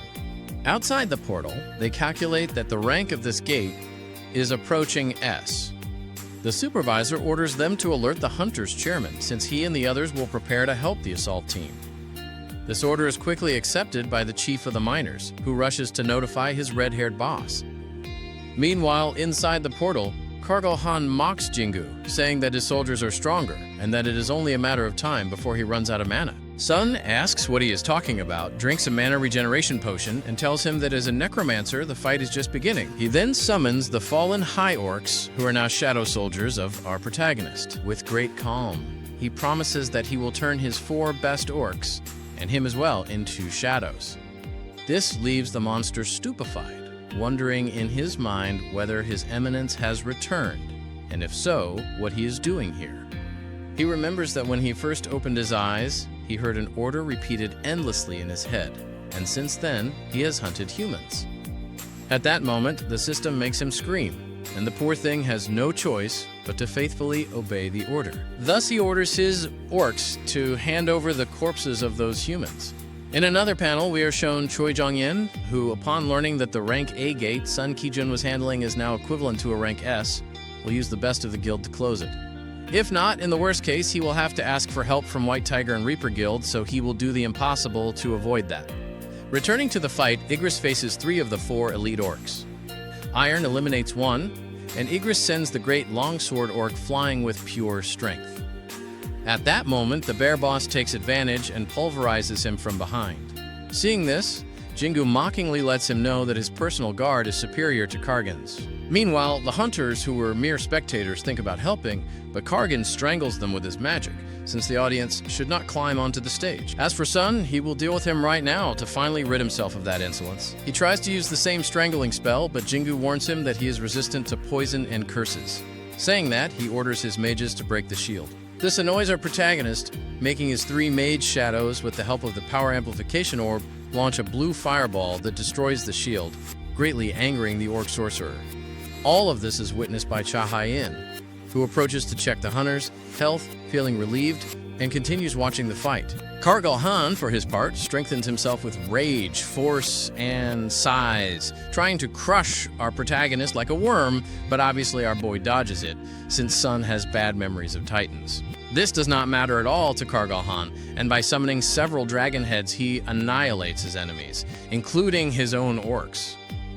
Despite all that, our protagonist appears out of nowhere, stabbing his dagger into his eye, since becoming so large makes him much easier to hit. And without guards, a mage cannot prevent the attack of an assassin like him. This drives the orc sorcerer into a frenzy, turning the ground into lava. Even so, Jingu manages to dodge it, throws his dagger, causing a minor wound, and then uses the hand of the ruler, wrapping him with the chain and slamming him to the ground. At that precise moment, the supervisor Gogunhee appears, saying that he came to help after sensing an enormous power, but seeing this, there is no need to worry. Our blonde confirms it, realizing the true power of Sun Jingu. As for our protagonist, having Kargal Han on the ground, he tells him that a mage loses the moment he is left without guards, and right now, those guards will take care of him. Although the orc sorcerer resists and fights back for a few seconds, he is ultimately eliminated by his own elite orcs. Now, even though he defeated the boss, our black-haired hero feels uneasy about taking the items, but he knows no one will say anything if he extracts his shadow, and so he does, naming it Tusk. Upon seeing its Elite Knight rank, he is surprised, since he had never seen that rank before. Looking around, he is pleased, because he obtained several high orcs and stores them all. Then the supervisor greets him. His 2 escorts stand in front of our protagonist, and although the other hunters ask what happened, Gunhee intervenes, stating that the information about Hunter Sun Jingu is ultra-secret, and for that reason, he asks them not to mention anything that happened today. He is aware that the hunter is a monster, a power comparable to rank S, who saved them. Captain Sun Ki-jun knows this, and asks for the word to intervene. Gunhee allows it, and he mentions that they came out alive because he was with them, and that they should not worry since no one will ask why he became a transporter or why he hid his power, despite how strong he is. In the name of the entire team, he thanks him for saving them. At that, the other members also bow their heads, making our protagonist remember something. He returns the testament to the girl who gave it to him. As our blonde leaves, she tries to talk to him, but fails. The glasses-wearing mage asks her why she is carrying that pickaxe, which makes Cha Hai-in feel embarrassed and slightly blush, asking if he thinks she looks strange. The mage does not understand whom she is referring to, and then the blonde asks her to forget it. Later, at the Hunters Guild, Sun Ki-jun informs his boss, Choi Jong-yen, of everything that happened. He knows that now they owe Sun Jingu, just like the White Tiger Guild does. He asks the young man who is stronger, him or Sun Jingu. Sun Ki-jun answers intelligently, asking his boss if he could clear a rank A dungeon alone. Choi understands, and now feels ashamed to be called the weapon. Finally, Ki-jun asks him to please bring that hunter over, to which the redhead replies that he will do whatever he can.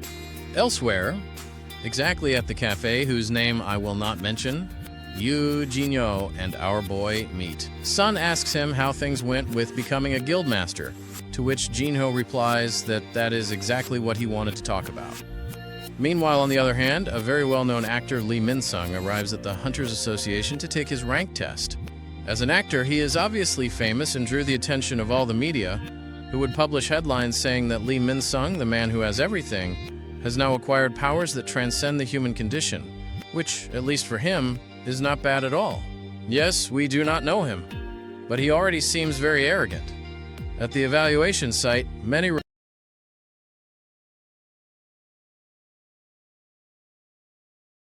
the arrival of the actor. At that moment, Baek and Choi appear. Everyone approaches them and asks whether they came to recruit Zun, but they limit themselves to saying that they did not come for him since they do not even know him at all, so all the reporters withdraw. Both of them realize that the other one came to recruit Jinwoo, so between them they turn competitive and almost end up kissing each other. At once, Lim Tyu appears, an S-rank hunter and leader of the Soul Reaper Guild, who asks whether they also came from Minzun. They, already fed up with hearing that name, very angry, shout in chorus that they do not give a damn about that so-called Min-kun Mischievous or whatever his name is. On his side, our protagonist witnesses all this uproar and cameras and ends up confused. Meanwhile, at Gina's school, her classmates are watching the press conference of the actor Minsun, where everyone calls him a womanizer and controversial, asking whether he will apologize publicly. But the smug fellow, right there in front of the cameras, mentions that he will fight in the Soul Reaper Guild. The paparazzi ask whether he will leave the world of show business, despite not even knowing his rank. He only smiles, flattering the audience, saying that even if he obtains a low rank, he will give his life to help the guild and people in trouble, something that not even he himself believes. Because backstage he reveals to us that he plans to work as a hunter for only 2 years, so that everyone forgets his scandals, since in reality he already evaluated himself in advance and was classified as A rank, thus blatantly lying to his public. For his part, Jinwoo tries to enter, but one of Minsun's security guards does not let him through. That is when President Go appears and calmly warns the guy that he is nobody to block the way without permission, also pointing out that Sung Jinwoo is his guest and not that young fellow called Michifus, emphasizing that this press conference had already been canceled. Our Zun obeys and goes in, while Jin Chul guards the door. Minzun, seeing his plans ruined, tries to tell our dear supervisor that he will get into trouble if he does not let him enter, since he is someone very famous. Our blonde, utterly indifferent, replies that he is unaware of his presence, but if he causes trouble, he will have to detain him, frightening the actor, who completely soils himself in fear. Inside the Hunters Association, Baek and Choi receive our sharp-looking supervisor. Upon seeing them, Go-gun knows that he must interest them in the power of the new S-rank hunter, since none had appeared for 2 years. So they enter a high-security room, because they are going to verify his abilities as a hunter before performing his reevaluation. They ask our protagonist what kind of power he has. Our boy proceeds to pull out a shadow, with which the interviewer understands that he uses summoning magic, something Jinwoo, somewhat hesitant, confirms. However, President Go-gun knows that this is not everything, since he received the report from manager Gukin Chul. With this, Sung Jinwoo resigns himself and summons part of his shadow army, mentioning that he can summon 100 more. The tremendous magical power emanating from him reaches even outside, overwhelming Choi and Baek, who are left stunned by the hunter's immense power. After a short while, his reevaluation ends, and they hand him his new license as an S-rank hunter. Our Jinwoo is happy, since now he can sell the Orb of Avarice without raising suspicion, and above all, he will buy equipment with that money, so he can finally complete the Demon Castle. At that moment, President Go mentions that he is now officially an S-rank hunter, and that is why he is intrigued to see what he will do with his power. We then see our youngster leaving the place. Near the door, Choi and Baek greet him with smiles, making offers for him to join their guilds. Jinwoo passes between them and says he is sorry that he has plans, but when he opens the door, the paparazzi immediately record him live, titling the news as the 10th S-rank hunter of Korea. Hwang Dong-soo sees this on his phone, notifies Gina, and she is utterly stunned. At the same time, the former minor co-workers of our protagonist also see it on their phones, and the bully, upon learning that Jinwoo is S-rank, completely soils himself in fear. Lee Joo-hee, Jinwoo's friend, also finds out through television, but unlike many others, she feels genuinely happy for him. And yes, Chae-haen and Baek Yeon-ho also learn about it. The entire press conference ignored Lim Min-soon, focusing instead on the new S-rank hunter, since none had appeared for 2 years, the last one of that rank being Chae-haen. Elsewhere, Jin-ho meets with his father and informs him that he could not convince Jin-woo. A small flashback is shown. After Jin-ho proposed that he join his guild, Sung Jin-woo rejected it, explaining that he still had things to do on his own and that belonging to an organization would slow him down. Instead, he asked Jin-ho to follow him. Yes, our Jin-ho would form a guild in which Jin-ho himself would be the vice president. Upon hearing this, his father gets angry, reminding him that he himself interfered, confident that he could handle the guild, and now he simply wants to abandon it and leave. Jin-ho, remembering the good moments with Jin-woo, apologizes to his father, since he will follow Sung Jin-woo anyway. The old man understands and tells him to assume responsibility from now on, proceeding to cut off all his money and throw him out of the house. Returning to our protagonist, the crowd keeps piling up, since everyone wants to interview the new S-rank hunter. Baek, seeing this, proposes escorting him home, but Jin-woo says it is not necessary, and in an instant he appears on the other side, surprising Choi, but even more so Baek, who now realizes that he is stronger than the last time he saw him. Still, our boy leaves quickly because he needs to equip himself. Thus, he arrives at a hunter's auction. Jin-woo asks for an artifact that blocks fire, because he wants to protect himself from the heat in a dungeon. Hearing this, the seller recommends a cloak along with a ring, both easily equipable. Jin-woo likes them, but upon seeing the price, he gets scared and asks whether they do not offer discounts. The seller apologizes, since the listed prices are fixed, though he mentions that if he manages to break the crystal, they can give it to him for free, emphasizing that they use a crystal specially reinforced with magic, which not even A-rank hunters can damage. While they keep bragging about the crystal, our madman takes it seriously and uses a bit of his strength, but the seller stops him, saying he was only joking, since even if it did not break, any tremor would alert public security. Our protagonist apologizes, but the seller bows his head and apologizes as well, aware that he should not have joked about that. Jin-woo then asks to see daggers, and another seller takes him away, while the first one notices that the crystal is cracked, even though Jin-woo did not even touch it. Jin-woo asks about the price of a dagger, noticing that it is very similar to Kasaka's Venom Fang. The seller gives him the amount, and upon hearing it, Jin-woo realizes that it has poor cost-performance value. He then takes a knife out of his item box, hands it to the seller, and asks how much that would cost. The man, praising the finely detailed craftsmanship, says it would be worth 10 million. This shocks Jin-woo greatly, since it only cost him 2 million gold, making him realize that if he can sell at that price, he could build a tremendous business, and maybe even keep the Orb of Avarice. He stores the knife and asks permission to go to the bathroom, taking advantage of that to leave without buying anything. Elsewhere, Baek Yeon-ho is thinking about Jin-woo. He remembers the magical power he perceived the first time he saw him, and compared to their second meeting, the difference was enormous. Thus, he discards the idea of a second awakening, and instead considers the possibility that Jin-woo is a hunter capable of continuously evolving. In another panel, we see the apartment building where our protagonist lives. His little sister, seeing that the press has left, feels relieved, knowing she can finally go to school. She notices Jin-woo and scolds him, telling him that if he appears on TV, he should behave and not attract bad attention. He is surprised, but also tells her that tomorrow he will leave again for a week. Gina asks the reason, but someone knocks at the door.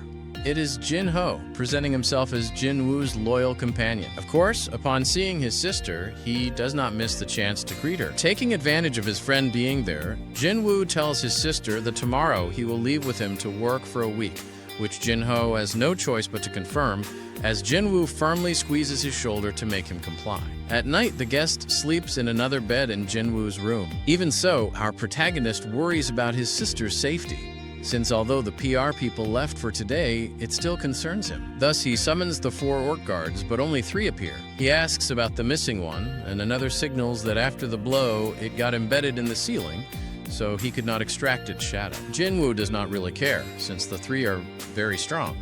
He assigns them the task of protecting his little sister, while he goes up the building and summons part of his shadow army, sending them to patrol and protect her from the surroundings, also contributing a bit to society. In another panel, over the sea near an island, a flying ant can be seen passing through the area. Returning to our protagonist, Riding in Jinho's car, he thanks him for letting him stay over and tells him everything that happened with his father. Jinwoo mentions that it was not necessary to leave his house, but Jinho replies that he is simply assuming his responsibility. Jinwoo asks what job he has at the tower, and Jinho summarizes that, in short, he is going to train. This amazes his friend since he knows Jinwoo is already S-rank, though he is also happy, as it is something expected of him. Jinwoo gets out of the car and says goodbye. Appearing now in the demon castle, he equips his wind cloak and water ring, so now at last he is prepared for the heat. The system informs him that he has a mission to collect demon souls. His task is to defeat the demon monarch Baran and collect his soul, in exchange for the shadow extraction rune. This excites Jinwoo even more. He moves to floor 76. Meanwhile, at Jinho's father's house, his mother is worried, not expecting her son to leave home.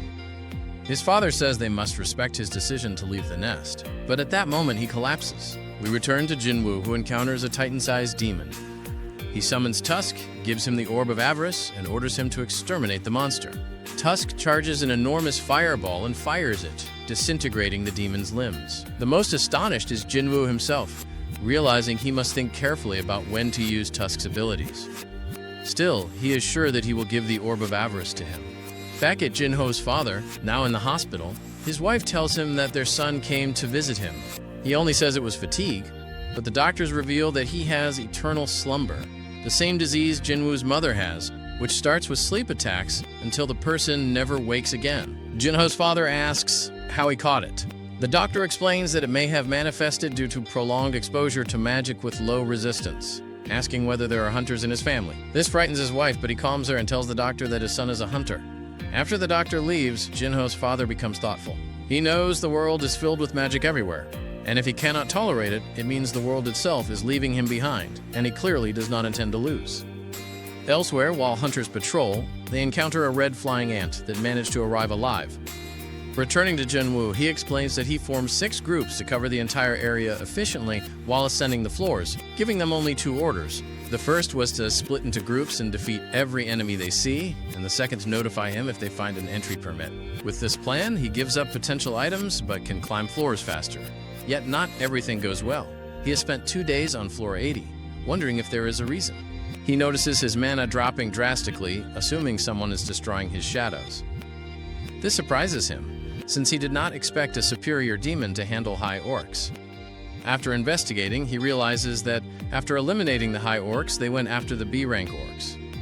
Jinwoo deduces they follow a pattern, attacking only groups they can defeat. Thus, he predicts the next target and rushes there, becoming a spectator of the humiliation of the Care Bear little bears. He decides to make his presence known, kicking one away in a single strike, dodging attacks in the flashiest way possible, and slicing the other 2 into pieces, leaving only one superior demon. With a terrifying stare, he asks whether monsters also feel fear. The demon retreats in terror, and Jinwoo says he finally has his answer. They continue fighting. Jinwoo easily dodges her attacks, even grabbing her with one hand, and when he is about to gouge her eyes out, she surrenders, begging him to spare her life. This shocks Jinwoo. He removes her helmet, revealing a humanoid demon. She only pleads for mercy. Disgusted, Jinwoo asks if she begs after attacking him and with all her comrades dead. She replies that the duty of knights is to protect their lord, and as long as she lives, they are satisfied.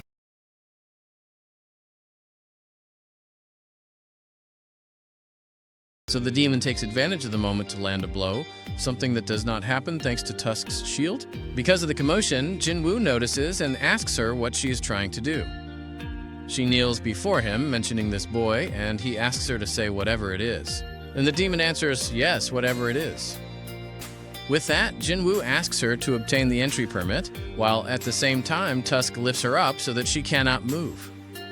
The demon, for her part, replies that she has that permit stored within her clan. Now at last he lets her live. She herself will give it to him, and not only that, she also knows where those from the other upper floors are, but only if he assures her that both her clan and she herself will continue alive, she will guide him to those places. Upon hearing this, Jinwoo realizes that this was the reason no monster would disappear after being eliminated. Although the problem itself is that he cannot trust her. Thus, he begins to emit a murderous aura, and while he watches her with a piercing gaze, she replies that she is not lying to him at all. So this boy accepts it, calms down, mentioning that the permit will not harm them. The demon thanks him, but then he asks a question. What are you? She introduces herself as Isil, the eldest daughter of the Radiru. But Jinwoo was not asking that. She does not quite grasp the idea. So our pioneer starts thinking. Meanwhile, the flying ant that arrived on the island had a feast with all the inhabitants, and now returning with that, he thinks about obtaining information from the system different from Baruka's. Then he asks her if she also hears a voice in her head that tells her to kill humans. Isil, puzzled, replies that no, although what she does here is another order, which is to defend the place where they are. Upon hearing that, our protagonist questions her about since when. The demon answers that since they arrived here. That surprises our Jinwoo, who asks where they were before. Isil replies that they were in hell, but one day they suddenly appeared here. Then Jinwoo asks what they were doing there. At that moment, Isil's eyes widen, and with great difficulty she answers that they were preparing for a war. Jinwoo asks, against whom? The demon mentions that it is an enemy so strong that it required gathering all demons. At that point, our system glitches even more, saying only that the dialogue has been interrupted for exceeding the permitted information limit, and out of nowhere, Isil faints. Jinwoo manages to hold her, knowing that he will no longer be able to get more information out of her. Meanwhile, at a meeting in the Hunters Association, our supervisor Go Gunhee presents the damage report of the salted ants, as well as the hunt carried out by a single one on the peripheral island of Japan, where there were almost 300 civilian casualties. More than 100 hunters were deployed, of whom 4 rank E died, 1 rank C, and 1 rank B, but later the rank A hunters who arrived managed to eliminate it. With that, President Go Gunhee classifies the winged ant as a rank A monster, which Gunhee confirms, since that coincides with the opinion of his team that analyzed the corpses. Then the president of the Hunters Association, considering that the island that suffered that attack is 120 kilometers from Jeju Island, and also that if the ants managed to fly farther, they could sweep across the entire south of the peninsula, warns them that he will request help from Japan as soon as possible. At the same time, they will notify neighboring countries so that they are alert. Having said that, and above all, the 4th raid on Jeju Island is inaugurated. Now we return to our protagonist, who, upon hearing Isil's apologies because she does not know why she suddenly fainted, tells her not to worry. She then asks if he is worried about her, which Jinwoo in a certain way confirms, making the demon blush. Then Jinwoo asks if they are already close to their destination. Isil confirms it, pointing to the castle of the Radiru clan. Upon arriving there, she, in the company of our protagonist, makes her father panic, asking his daughter if she does not see the soldiers hiding in his shadow. Upon hearing that, Jinwoo realizes that this demon is quite perceptive. But then the leader of the Radiru clan sends the entire army, thinking that Jinwoo deceived his daughter. Jinwoo very calmly explains that he made a promise to Isil, that they only have to give him the entry permit, and he will not harm them. Upon this, the leader thinks it over, since he had heard that someone defeated Vulcan and Metis, and considering that, it is impossible that he defeat him. So he sighs and accepts the deal. He hands over the entry permit, and Jinwoo confirms that it is genuine. Then, pulling Isil close to him, he informs her father that he is going to take her with him, which makes poor Isil turn even redder. The father looks extremely angry, but Jinwoo calms him down, emphasizing that he only wants her to guide him, promising that he will protect her with his life. With this, her father agrees, which makes the demon very happy. Meanwhile, elsewhere, a guild master, who is also a rank S hunter, is watching how the winged ant is being dissected, although he cannot see well, because his assistant tells him that he has something urgent. Now we return to our black-haired protagonist, who has finally arrived at floor 89 and is about to go up to floor 90, also telling us that Igris and Tusk have leveled up. For her part, Isil, seeing her wine, realizes that it has spoiled, since she planned to offer it as a tribute to some leader of another clan. Jinwoo, upon seeing this, asks her to take him back to her home. She refuses this since she knows that floor 90 and above are ruled by the high nobility, who for obvious reasons are also stronger, thus recommending to Jinwoo that he obtain the permits through dialogue. At that, our protagonist opens his eyes and asks her if they would have negotiated with him if he were weaker than them. She makes a surprised face, because now she understands. Jinwoo mentions that this is how things work, and he is aware that they fight against other nobles for territory. Therefore, he will make the Radaru clan become number one. Essel softly corrects him, but also questions his reason for leaving her entire clan alive. And here our Jinwoo really goes too far, because he calmly reveals that he likes her. This makes Esel blush intensely, while at the same time her wine falls. Now our protagonist becomes thoughtful, remembering Jaina as well, since apparently he feels that he gets along well with people who are missing a screw. But worried about the demon, he tells her that she can go home now, because just as she says, the enemies will be stronger, so she only has to tell him where those permits are, and he will manage alone. This annoys Esel, asking him if she is that useless. Jinwoo denies this, but he knows it will be hard for her. Even so, this purple-haired demon firmly tells him that she will accompany him until the end, because she wants to see what he is capable of, which Jinwoo accepts immediately. And so, just as Esel said, starting from floor 90, the difficulty skyrockets, because the quantity and strength of the monsters have no point of comparison. Even so, he continues, ascending floor by floor. Meanwhile, in the Hunters Guild, Choi informs Chairman Go that all Rank S hunters of Korea have been summoned to the 4th Jeju raid, where they will also cooperate with neighboring countries, and it is more than certain that soon they will have a meeting, since the strategy of the raid must be debated. He is sure that hunters from one of the major guilds will attend. Now at last we return to our protagonist, who is finally on floor 100. But although they walked for quite some time, they did not find anyone. Then, out of nowhere, they feel a powerful presence. This figure quickly passes near them, stopping atop some structures, and now we see that it is the demon monarch Baran, mounted on a wyvern. He realizes that not everyone in this castle is a demon. However, here the demon monarch summons his troops, surrounds Jinwoo, and they launch the attack. Esel, very worried, warns him that they are surrounded. But for our protagonist, this poses no problem at all. He summons his shadows over a wide area and makes them emerge from the ground, thus eliminating a large portion. But finally, Tusk is the one who eliminates all of them, astonishing the demon, who did not know that Jinwoo had this way of fighting. Even so, considering that his enemy is Baran, the demon monarch, she doubts whether to side with Jinwoo or Baran. At that moment, Baran fires a lightning bolt into the sky, pulverizing several shadow soldiers, and is about to eliminate Esel as well, when suddenly our protagonist arrives and saves her without much effort. He knows that those lightning bolts are not normal, and if Baran keeps using them on his army, he will run out of mana very soon. Thus he runs at high speed, uses stealth, and prepares to cut the wyvern's wings.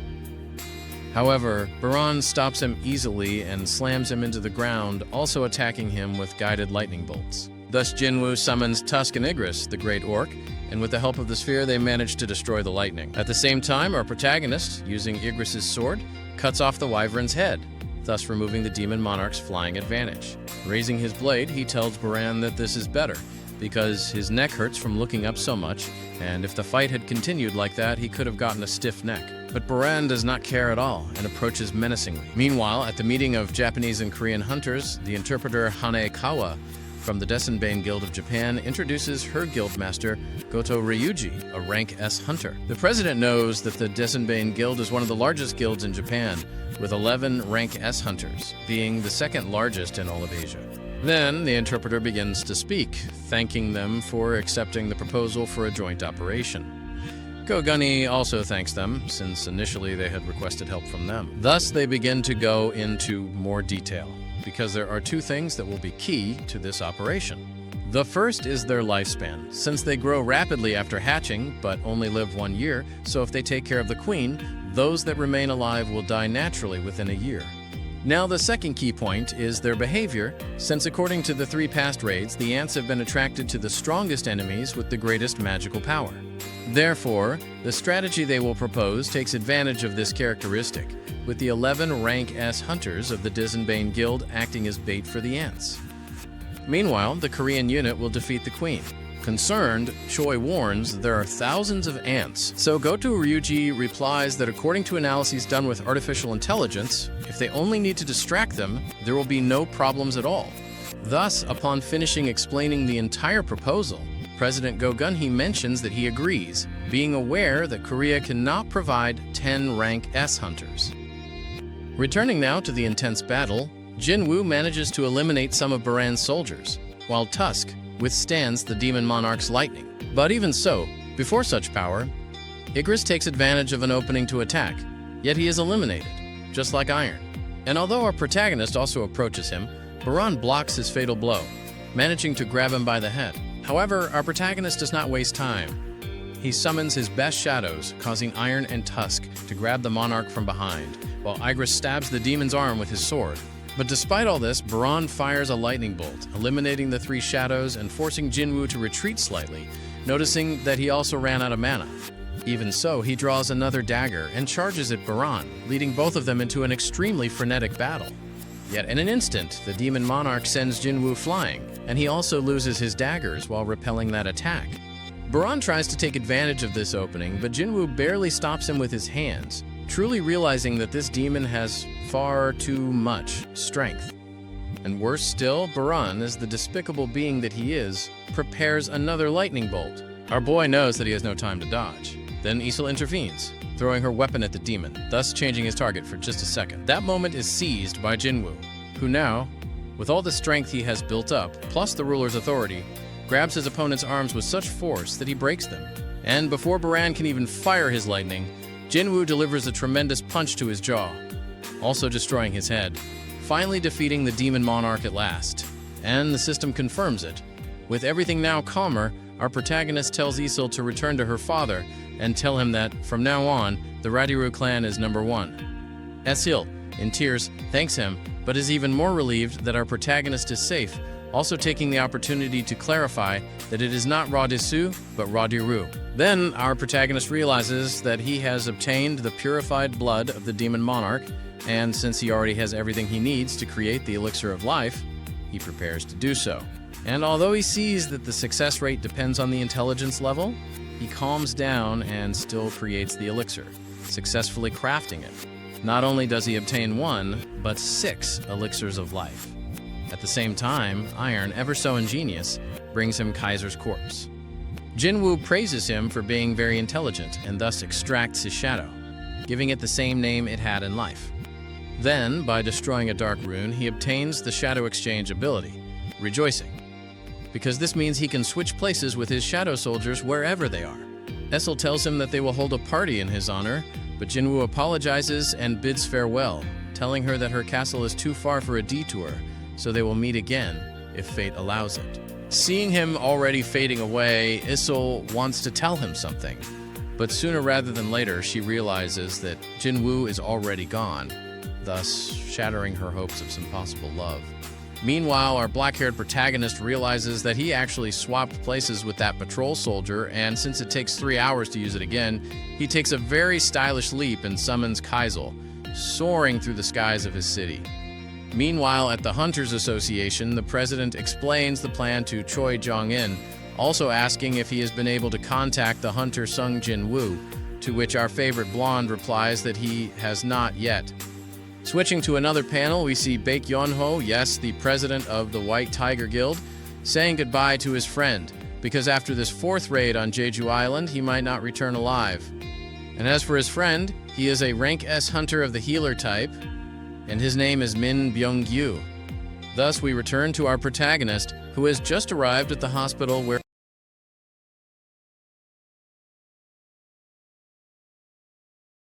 by his own fault, he caused a hard gem to strike his own mother, and yet she was always very good to him, so he does not think twice. He holds her to help sit his mother down, making her drink completely the elixir of life. He leaves her lying down so she can rest, and after only a few minutes, his dear mother finally wakes up. She quickly recognizes her son and asks how long she was asleep. Our good man answers that it was 4 years. His mother then also asks about his sister Gina. With great difficulty, Jingu answers that she is fine. His mother thanks our Jingu, and touching his cheek tells him that indeed he fulfilled his promise.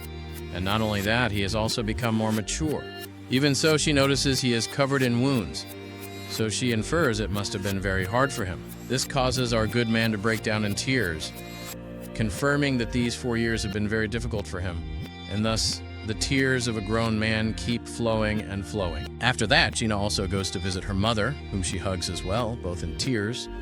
Our protagonist finally realizes that all his efforts have been rewarded. Meanwhile, at the Hunters Association, President Gogenhai announces before everyone the 4th raid on the island, where not only National Rank S hunters will participate, but also 10 Rank S hunters from Japan. At the same time, to defend Korea, it will be the Rank A and lower hunters who will take charge of that task. This is also seen through his cell phone by Min Byung-hoo, who remembers how, before the first raid on Jeju Island, his friend, who is now dead, told him with a smile that they could not allow this country to turn into an anthill. And regarding Byung-hoo, the only ones who can help him in critical moments are the 2 of them, which clearly leaves this healer very thoughtful. Now, Jeannie and Jinwoo take their mother to the apartment, which is clearly very dirty. Jingu holds his chin and sarcastically tells her that she indulges herself too much when he is not around, but his mother calms them, mentioning that they will have their first cleaning together in 4 years, which Gina confirms, saying they have lived here since she was born. At that moment, she finds the family photo and asks their mother if their father has contacted them. To that, neither Jingu nor Gina give an answer. Then their mother, Parun, mentions that she saw Jingu on the news as a Rank S hunter, adding that their father was a firefighter before becoming a hunter, and thus she confesses that she married him because to her he looked amazing, saving lives. Addressing our protagonist, she tells him that he has inherited that trait. This makes both Jingu and Gina happy.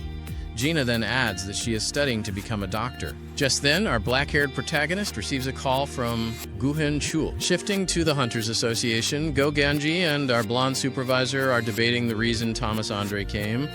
But since he said he was only passing through and will even help in the Jeju raid, they change the subject. Guhin Chul then mentions that he contacted the hunter Sung Jinwoo and that he will arrive soon. At that very moment, our protagonist arrives. Gogan Hill makes him the proposal for Jingu to also participate in the Jeju Island raid. Our black-haired youth thinks it over, remembering his family. Before he can even give an answer, he feels a wave of magical power. The old man praises him, saying it is impressive that he can sense it from such a distance, telling him that the Rank S hunters are warming up in the gym, and if he is interested, he can go take a look. After a short while, we see that our protagonist was indeed interested, becoming a spectator of the fight between Baek Yun-ho and the hunter Ma Dong-wook, both Rank S. Here, the red-haired Choi approaches and mentions that if President Baek goes all out, he would turn into a monster, and the other hunter would not be able to withstand it. Hearing this, Jingu confirms the rumors about transformation-type hunters. At that moment, the Japanese hunters also arrive in the room, each one rank S, accompanied by the guildmaster Goto Ryuji. The healer Yule remarks that that so-called assassin is very skilled, but the translator mentions that he is a mage. However, seeing Baek and Ma fighting, she notes that they do not seem that strong. This reaches the ears of Park Jong-soo, Guildmaster of the Knights and rank A hunter, who quickly asks the young lady to retract, since even in Japanese, he understood her perfectly. Realizing this, Cha Hae-in tries to stop him, asking him not to cause problems. Now, with all the rank S gathered, it is Goto Ryuji who takes the floor. Through his translator, he proposes a friendly match where only rank S will fight, informing them that they can set the rules. This pleases President Gogenhai, who asks that mages and non-combat hunters be excluded, since their strength is difficult to judge. Goto accepts. Then Baek begins to state the rules, the first being that being grabbed by the wrists or touched on the back, as well as being knocked to the ground, will count as a defeat. Also, the fight will not be one-on-one, but all-together, since on the island it will be chaotic anyway. Goto Ryuji agrees and selects his 4 Japanese hunters, who will fight against Baek, Lim Tae-gu, Ma Dong-wook, and Cha Hae-in. From a distance, Jinwoo notices that Goto Ryuji is not fighting, but he knows that thanks to that, he can witness a battle between rank S hunters. Thus the heavy hitters begin, trading punches.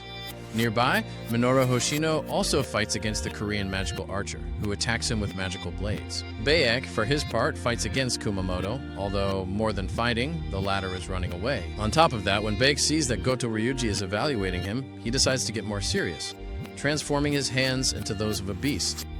Even then, the masked man keeps running, a complete coward.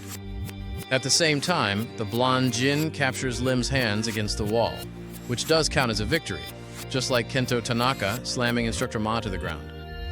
Both, victorious, rush toward Baek, who now thinks they are underestimating him. As for Cha Hae-in, she lives up to her nickname of the Dancer, because after testing her opponent a bit and playing with him, she removes his cap and defeats him by touching his back. She then runs to help Baek. However, Kumamoto is chasing her, and our blonde realizes it and annihilates him, delivering 20 blows in less than a second. Here she realizes she acted on reflex, but her opponent has already lost control. Her companions mention that once he gets like this, no one knows what he might do, since in this mode he is capable of clearing a rank B dungeon all by himself.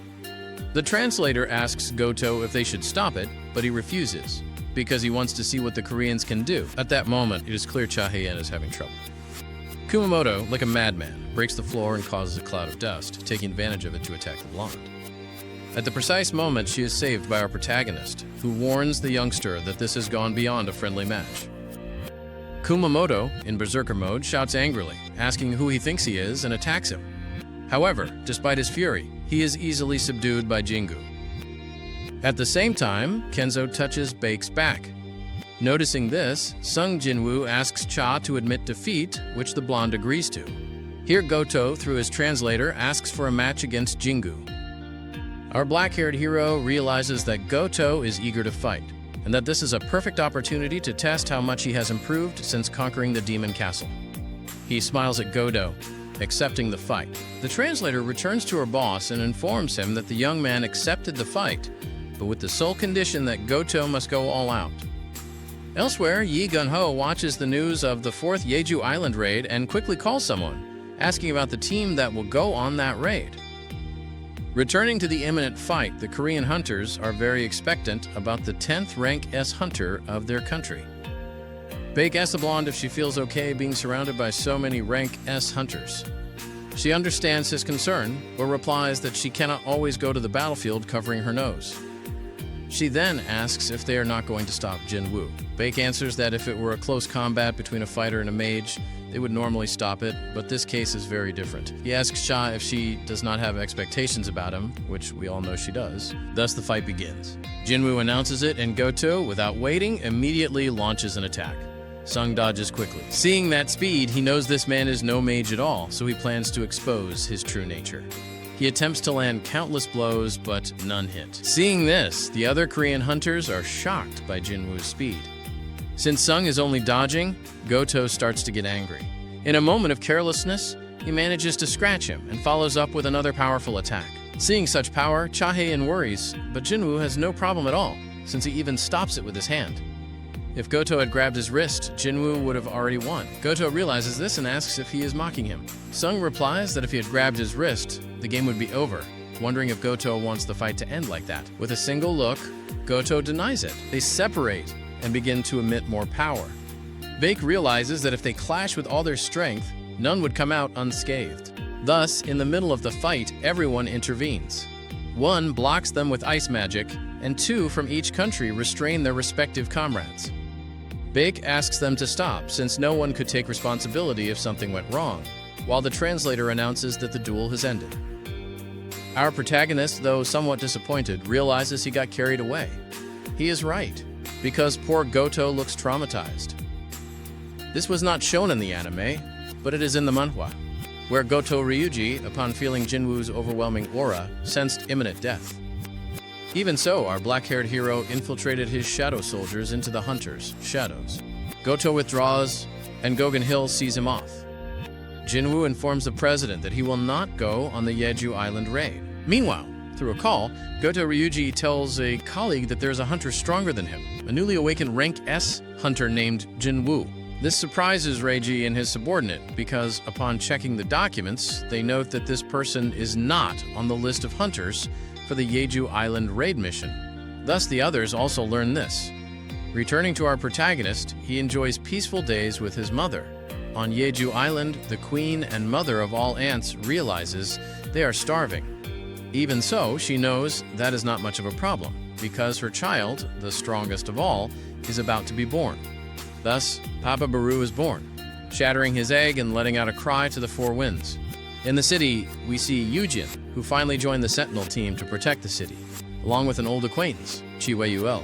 The next day arrives, and we see the fleets with the hunters already surrounding Jeju Island. Likewise, the Soul Striker Guildmaster is furious, because it turns out that Minsak has agreed to be a sentinel to protect the city on the front lines. Thus, we see many Korean hunters defending their city, while in the group of rank S hunters entering Jeju Island, the healer Byung-Hoo also arrives, which makes Baek happy, leading to a heartfelt reunion of friends. Inside Jeju Island, Goto Ryuji's team was already there. 4 rank S hunters unleash their power to attract the ants, and it works. Seeing the flying ants, everyone worries except the cheerful red-haired Choi, who asks to open the helicopter hatch and calms everyone, since despite how many there are, he eliminates them with a single flame. Thus, the 6 Korean rank S hunters charge to eliminate the remaining ants, while inside the island, the Japanese hunters take care of some as well. Some of them look very happy killing the ants.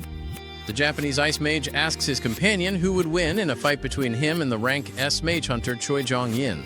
His friend only knows that it would be a clash of opposing temperatures. Here, the red-haired villain seals the entire island with a net of fire. Seeing so many tunnels, Baek struggles to decide. Therefore, the redhead chooses the most effective option, launching several fireballs and finding the ants' nest. They eliminate several white-colored ants along the way. Moving deeper, they find a massive chamber of ant eggs. However, what draws the healer's attention most is a large egg that has already hatched. Baek calms him, reminding him that their priority is eliminating the queen. Outside the tunnels, the Japanese rank S hunters joke around for a while, having already killed most of the ants. Suddenly, without warning, their female companion is killed out of nowhere. They immediately go on guard, sensing something. Before one can strike or another draw his sword, they are decapitated, just like their friend. Meanwhile, the Korean hunters continue killing more and more ants, realizing that those they fought were from a previous generation of the Royal Guard. Here, Cha helps them, as she can smell a very powerful monster ahead. Baek also senses it and realizes it is the queen, who appears to be alone, though he also detects several of her guardians.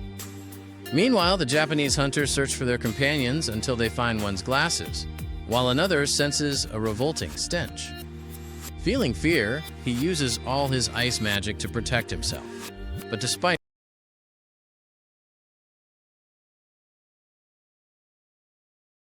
From his tremendous effort, likewise Baru eliminates him, and then we return to the Korean S-rank hunters, who at last meet the queen, who indeed is very well protected. Instructor Ma, acting as the tank, and the team quickly grows confident. Baek, knowing there is no reason whatsoever to hold back, releases his true power, transforming himself into a beast. He easily eliminates 2 royal guardians, astonishing our blonde, since it is the first time she has ever seen that transformation. Now, as for the hunter they brought to record the entire fight, he is warned that he is having an audience of more than 80% of the population, so they ask him to move closer to record everything. Here, our healer stops him, asking him to stay behind him, telling him that this battle will become far more intense. For their part, all Korean citizens were watching the live broadcast, amazed to see top-tier S-rank hunters fighting in complete harmony. We return to the combat. Here, our magical archer does not hold back and fires a large number of arrows that go exclusively toward the enemies. The redhead burns them alive, and Baekjeong attacks, piercing them with his claws. And so, after some time, they finally wipe out the entire royal guard, making it now time to fight hand-to-hand against the queen herself. She does not hesitate to attack, but Instructor Ma defends them.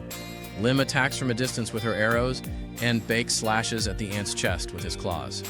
She obviously does not remain with her arms crossed, releasing a gas that burns their skin. But when everything already seemed lost, they are saved by the healer, who emphasizes that as long as he is with them, they will always be able to rise again. The queen realizes this and immediately goes to attack him. Ma defends him, and the others take advantage to attack. Here, Choi goes way overboard, throwing an explosive fireball which, although the impact is extremely powerful, does not damage the Ant Queen at all. Seeing herself at a tremendous disadvantage, she tries to escape, but obviously the hunters do not allow it. Here, Baek and Ma catch her, asking the hunter Cha Hae-in to finish this. And so our favorite blonde finally enters the scene, launching herself forward with unmatched speed, while the healer reinforces her with strengthening magic. In just a single instant, Cha cuts off all of the ant's little legs, takes flight with a huge leap, and imbues her sword with great power, managing with a beautiful slash to tear off the Ant Queen's head. All of this obviously leaves our blonde extremely exhausted, but she quickly recovers upon seeing that her enemy has been eliminated. Likewise, the people of Korea cheer enthusiastically for this achievement. The other Korean hunters are also seen happy, so much so that even Byun-hee smiles, since they finally avenge the death of their dear friend. At this, Baek Yeon-ju also rejoices. It is clear that the three of them shared a very beautiful friendship. Meanwhile, in the registry systems, it is reported to Goto that all the ants are returning to the nest, and that communication interference is no longer functioning, at the same time that all the flying ants manage to break through Choi's wall of flames. Here, the healer remembers that the Ant Queen let out a scream, meaning all her children came to her aid. Baek calms them, warning that something is approaching, since the other ants will be the least of their worries. And yes, indeed, he is referring to Baru, who has the appearance of a black humanoid ant. Upon sensing its presence, the blonde collapses, knowing that this monster is not common and ordinary at all. Hunter Ma, for his part, tries to attack. Yet after taking only a few steps, he feels imminent death, so he stops, letting Baru pass. Seeing that his mother has died, Baru begins to devour her body and lets out a scream of despair in his mother's name. In just a single instant, he sends Cha flying. Instructor Ma also tries to stop him, but Baru dances around him effortlessly, ripping off both of his arms. And just by walking, he also eliminates Choi and Baek. At this moment, the archer tries to take advantage, but Baru, like an absolute monster, catches the arrow with just one hand. And yes, he did this without even looking. Then he approaches the hunter and sends him flying with a single blow. But when he was about to strike a second time, Instructor Ma appears to push him away, rejoicing that a healer has arrived, and on top of that, one of the highest level. It turns out that Byun-ho is using the camouflage skill, which keeps him safe while he heals the other hunters. The only drawback is that he cannot move, yet that is not a problem for him. Thus, Hunter Ma continues the battle, but Baru treats him like a dirty rag, smashing his head into the ground. Baek, who was watching all this, becomes violently enraged and launches himself to attack. Baru distracts him by throwing a body at him, grabs him by the neck, and asks who his king is. Baek tries to resist, but Baru's strength is overwhelmingly superior. Baru speaks to him in Korean, stating that killing his soldiers is not punishment enough. So he repeats the question, "Where is your king?" Obviously, Hunter Yeonju says nothing. Baru senses someone stronger nearby and quickly heads toward him. Here, Baek gets back up, catches his breath, and wonders if that ant is referring to Goto Ryuji. On the other hand, Goto was searching for his companions, asking about Charlie and Delta, but they also could not contact them. Along the way, they encounter someone who died brutally massacred. At that moment, he receives a call from President Matsumoto, who asks the reason for not reporting at the scheduled time. Goto responds that they suffered some casualties. This seems unexpected to the man, since he remembers that they were ordered to fight under specific conditions in order to minimize risk. But as long as Goto is there, some losses are acceptable. He then asks whether their allies are at the Queen's location, referring to the Korean S-rank hunters. Goto confirms it, reporting that the interference stopped working and that the ants began returning to their nest. The man on the call finds this foolish and asks about the survival probability of the Korean hunters. Goto, considering what they are facing, answers that it is 0%. The man finds this wonderful, since they can claim they helped the Koreans and then return to Jeju Island to take the glory of closing an S-rank gate. Thus, he orders Goto to withdraw and regroup with the Second Fleet. Goto relays this to his companions, but when he least expects it, he is attacked by Baru. He blocks the strike with his sword, but his companion is not so lucky. Seeing this situation, Goto tells Joseon to get out of there. The man obeys, knowing he would be of no help. Then Baru begins emitting even more power, asking if Goto is the king. Goto finds this interesting and confirms that he is indeed the king of the humans. Here, Baru becomes serious. Goto is shocked by the tremendous magical power Baru emits, so much so that it reminds him of Sung Jin-woo, and with that, he peacefully accepts his death. And yes, Baru not only cuts through his sword, but also kills him. Meanwhile, at the main nest, the remaining ants and guardians have arrived. The S-ranks are in terrible condition, barely holding on, but when everything seemed completely lost, from their shadows appear our protagonist's soldiers. They defend them, and Jinwoo realizes they are in trouble, thus switching places with one of his shadows. The Korean hunters are obviously shocked, wondering what these dark soldiers are. Here's when Tusk, Iron, and Tank make their grand appearance, quickly devouring the nearby ants. Likewise, our Jinwoo appears beside the hunters, walking calmly. Baek and Choi wonder how he arrived here, but given what they are witnessing, they are the only ones who can see him, since everyone else watching through the broadcast can no longer do so, as the signal has been cut. Because of this, Go Gun-hee is informed that the priority is now to check if the hunters are okay, and then gather information. Our blonde follows this. However, the company broadcasting the battle receives an overwhelming number of complaint calls from viewers who cannot enjoy the fight. An employee reports this to the boss, who explains that nothing can be done, since there are no images and no contact. Even so, against all odds, he asks the cameraman on site to explain what is happening, despite the terrible signal. The message barely gets through, all distorted. Obviously, the cameraman can do nothing. At that moment, Jinwoo orders Iron to do his job. As the tank that he is, Iron draws the attention of all the ants. With this, Jinwoo sends the others to attack, and they put on an elegant demonstration of their overwhelming power. Jinwoo leaps back to the hunters. Baek takes the opportunity to ask when he arrived on the island. Our feline-like hunter tells them he will explain later, because the priority now is healing them. He pulls out a healing potion and gives it to them directly in the mouth.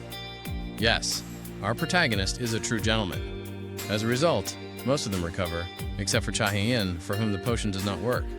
Jinwoo remembers this happened to him before and realizes it is because her wound is severe, and on top of that, her aura keeps weakening. Taking this into account, he tells the hunters they need to leave and he will open a path. But here, countless flying ants appear. Since there are too many, this annoys our protagonist, who now has to think of a new plan. Meanwhile, at the Hunters Association, Go Gun-hee is informed of all the problems occurring, all of which started with the appearance of the black ant. He makes a swift decision, ordering medical and rescue teams to be prepared immediately. They comply at once.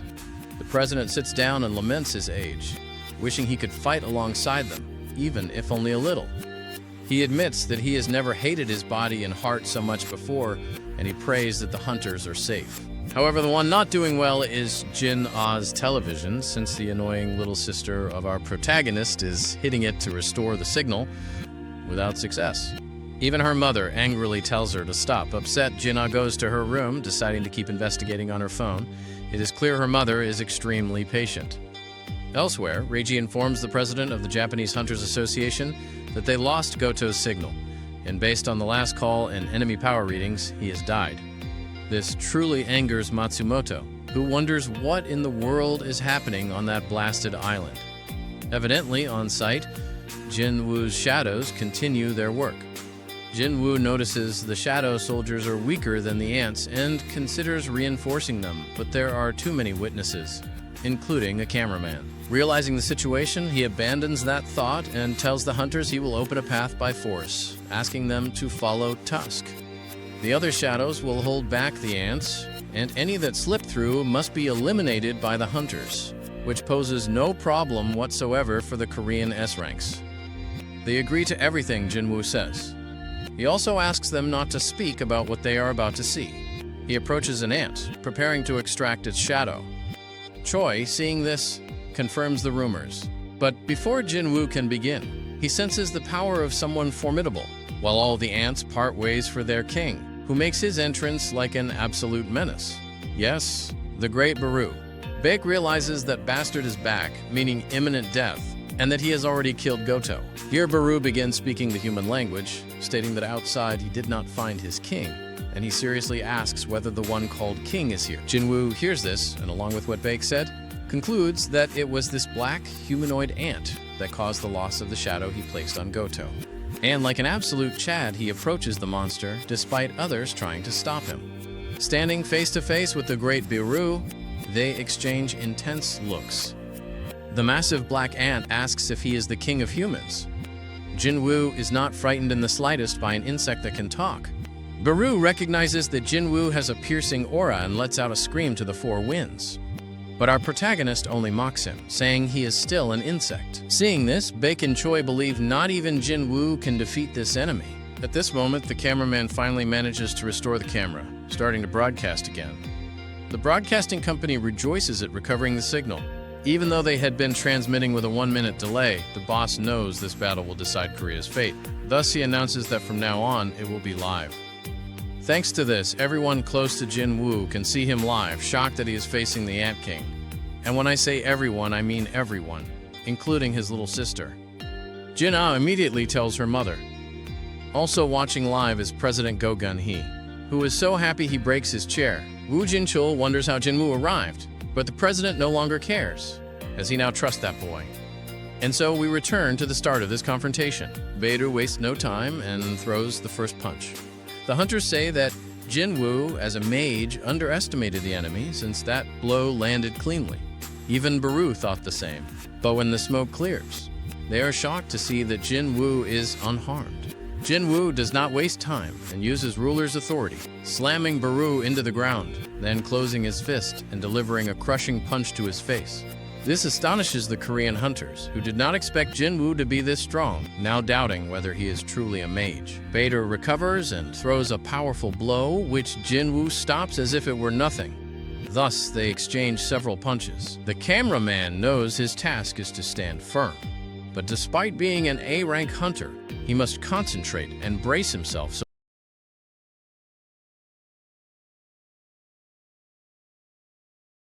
The flow of magical power here is tremendous, and during the exchange of blows, Jingu takes advantage of an opening, now indeed managing to send Baru flying with a single punch. After receiving such a fist, Baru wonders, "Who is this human?" and quickly launches himself to strike him. Yet Sun responds in the same manner, causing a direct clash of fists. Here Jingu, making use of his speed, does not waste time and swiftly lands another punch to the face. Yet Baru had set a trap, as he manages to inflict a wound on Jingu's face with his blade-like tongue, which moreover infects him with its venom. Little by little, this poison begins to spread through Jingu's body. Baru explains that he extracted the venom from the surrounding marine creatures and, added together with his magic, turned it truly lethal. Knowing that now Jingu should not even be able to move, he walks slowly and emphasizes that this is his end, proceeding to land a heavy blow. Although here we change scenes, as Rei informs Matsumoto that those who remained alive confirmed the death of the other 7 companions. This obviously angers Matsumoto, and Rei tells him that the monster who fought against Goto is still alive, so he decides to move to Plan 9, meaning that the 3 surviving rangers will take down 3 ants, taking advantage of the fact that the creature should be distracted fighting the Korean hunters, or, in the best of cases, be severely injured. Rei quickly makes this known to the 3 survivors.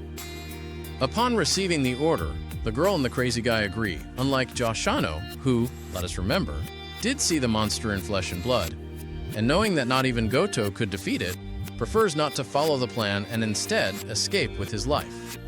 Yes, plain cowardice. Now we return to the brave Jingu, who turns out not only to have stopped the blow, but also to return it with even greater force, since his body itself was detoxified of the venom. This is because, let us remember, he possesses health and longevity, which likewise neutralize poisons. Okun, realizing that his perception has increased, notices that he can feel what the monster feels. Even so, seeing his companion completely massacred, he knows he must end this as soon as possible. He launches a powerful kick, but Baru thought the same, and while in the air he recognizes that their strength is comparable. Yet the fact that Jingu is immune to poison and close to breaking his carapace makes Baru decide to evolve, thus acquiring the appearance of the true Baru. Yes, the great Ant King himself. RZE, upon seeing this, also becomes serious, draws his S-rank daggers and prepares himself now for the true battle. Seeing that Baru's transformation is complete, Jingu immediately moves to attack him. Here, Baru responds with greater force, since now the giant ant has the advantage, for he is not only faster, but also stronger. In turn, we witness the clash of Baru's claws against Jingu's daggers. At one point, Baru sends him flying, uses ice magic, and throws several blocks at him. Jingu obviously has no choice but to escape. Baru grows more serious here, hurling the ice blocks onto the upper part of the cave, causing a collapse.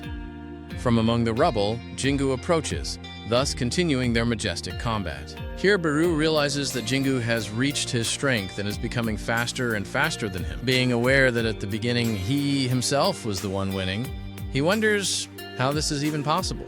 Even so, they continue with their great battle, which leaves the Korean S-rank hunters utterly stunned, because yes, this fight is already on another level. At the same time as they fight, they are also destroying the cave. Jingu, knowing he must not prolong this fight, throws both of his daggers to distract him, thus obtaining an opening, which he uses effectively, and yes, he lands around 100 punches in a single second. He retrieves his dagger and manages to slash him. Upon receiving this, Baru goes completely berserk, smashes him into the ground, and when he is about to destroy Jingu's eye, the power of the script enters the scene, through which our protagonist obtains a new skill called mutilation. He activates it immediately, cutting Baru into many parts. The great Ant King wonders what that was, quickly recovers, and uses ice magic to restrain him.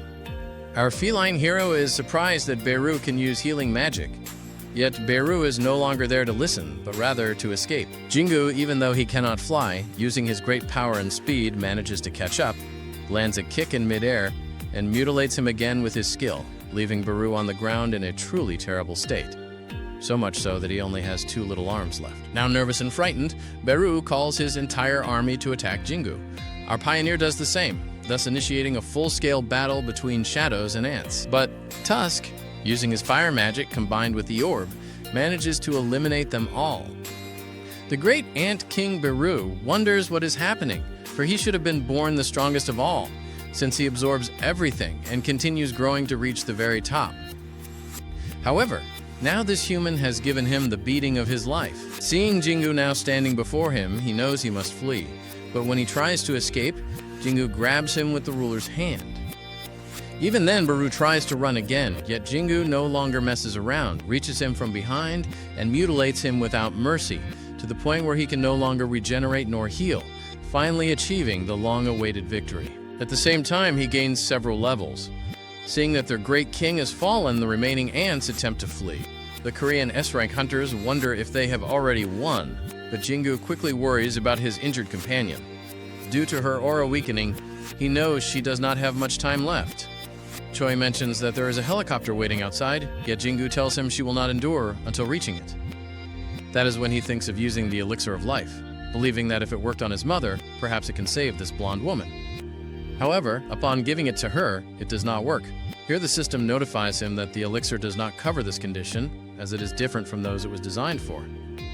Faced with this tragic situation, he knows that if he leaves, it will be too late, and potions will not work either. Moreover, he still cannot use Shadow Exchange, since, let us remember, it has a cooldown.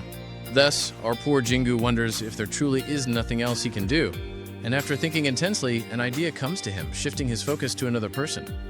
Before doing so, he asks the cameraman to stop recording. The man naively asks why, which angers Jingu, who orders him to do it quickly or he will break the camera. Out of fear, he immediately obeys. Tusk, for his part, carries the dead body of Min Byung-hoo. Baekhyun-ho, upon seeing his friend's body, asks Jingu what he is going to do. Jingu tells him there is no time and asks him to please stay quiet. At that moment, the system informs him that he can extract the shadow of the S-rank healer.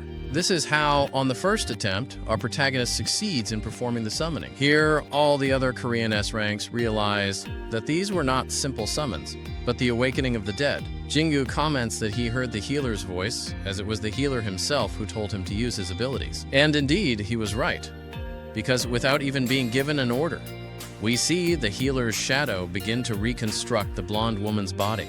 Seeing this, Jingu remarks that he can already imagine what kind of person this man was in life, because if he immediately went to help Cha, then surely he was a very kind man. Seeing this, Maid Choi realizes that this cannot be broadcast on television, but it also frightens him, because the more violent a battle is, the more power Jingu gains, recognizing that the ability of Korea's 10th S-rank hunter is truly terrifying. Here, Baek, being more sincere, admits that if Jingu is to continue fighting as a hunter, Jingu's power would be invaluable.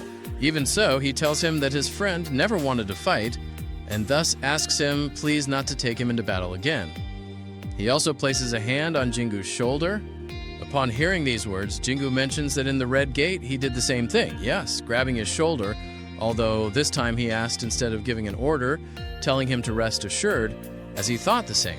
Having said that, he cancels the extraction of the healer's shadow, who, with a smile, bids farewell to his friend Baek Yun-ho, who obviously sheds manly tears, thanking our protagonist as well. Meanwhile, Matsumoto, yes, the president of the Japanese Hunters Association, upon learning that Jingu not only appeared out of nowhere but also defeated the Great Ant, becomes extremely furious, ordering his S-rank hunters to escape the area and return to Japan.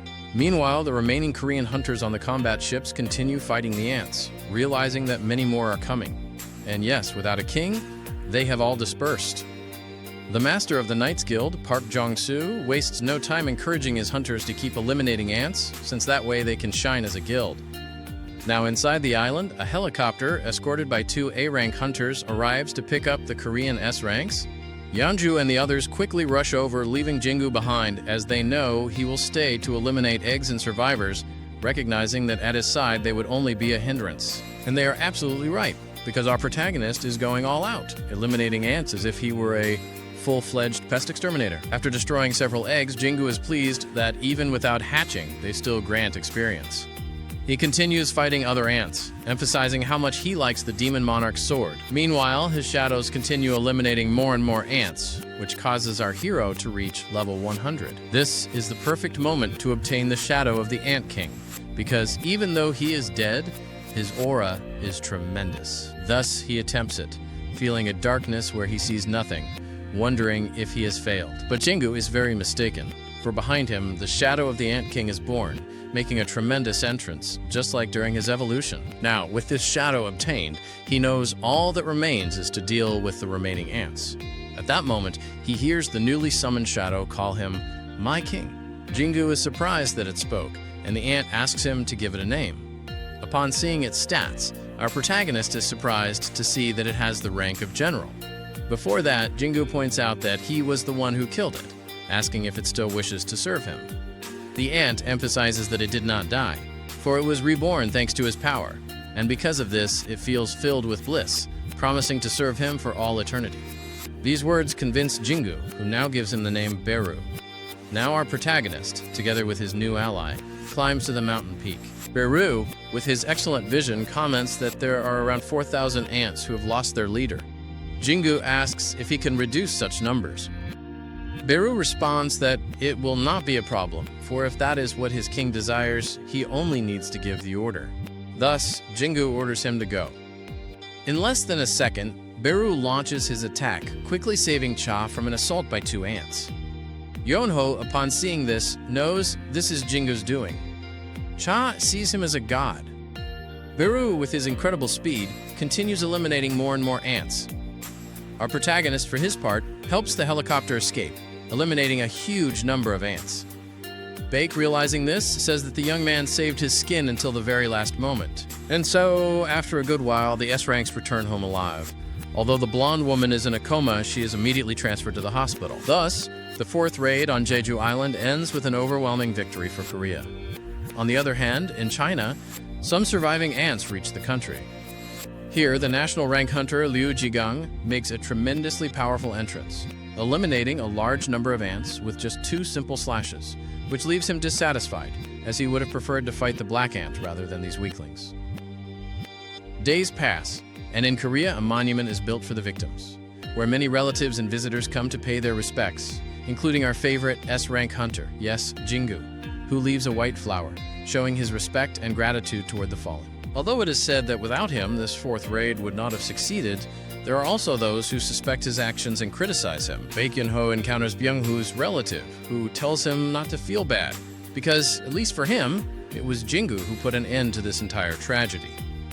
Later, near the site, he meets with President Go Gun-hee, who thanks him for everything he did in this 4th raid on Jeju Island, also asking what plans he has for his future, since in this S-rank raid he demonstrated his power both inside and outside the country, making it doubtful that the world will leave him in peace. Jingu, realizing this, tells him that he would like to form his own guild. Meanwhile, inside Jeju Island, the Knights Guild Master Park Jong-soo, together with his other A-rank hunters, is hunting and cleaning up possible surviving ants, teaching his hunters that a real man does the dirtiest jobs without complaining.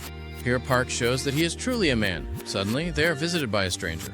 Park immediately goes on guard, asking who the man is. The stranger speaks in a different language, so Park does not understand and asks again what he said, stating that whoever he is, he cannot enter without permission. Another man, tired of the shouting, knocks them all out with a single snap, asking his companion if he has confirmed it. This blue-clad man is named Silad, the Monarch of Ice, who asks the muscular bald man if he has confirmed it. He confirms it and introduces himself as Rakan, Monarch of Beasts. The Ice Monarch finds this strange, doubting that subject would help humans, but Rakan points out that it is not the first time he has done strange things, telling him to ask him directly, to which Silad responds that yes,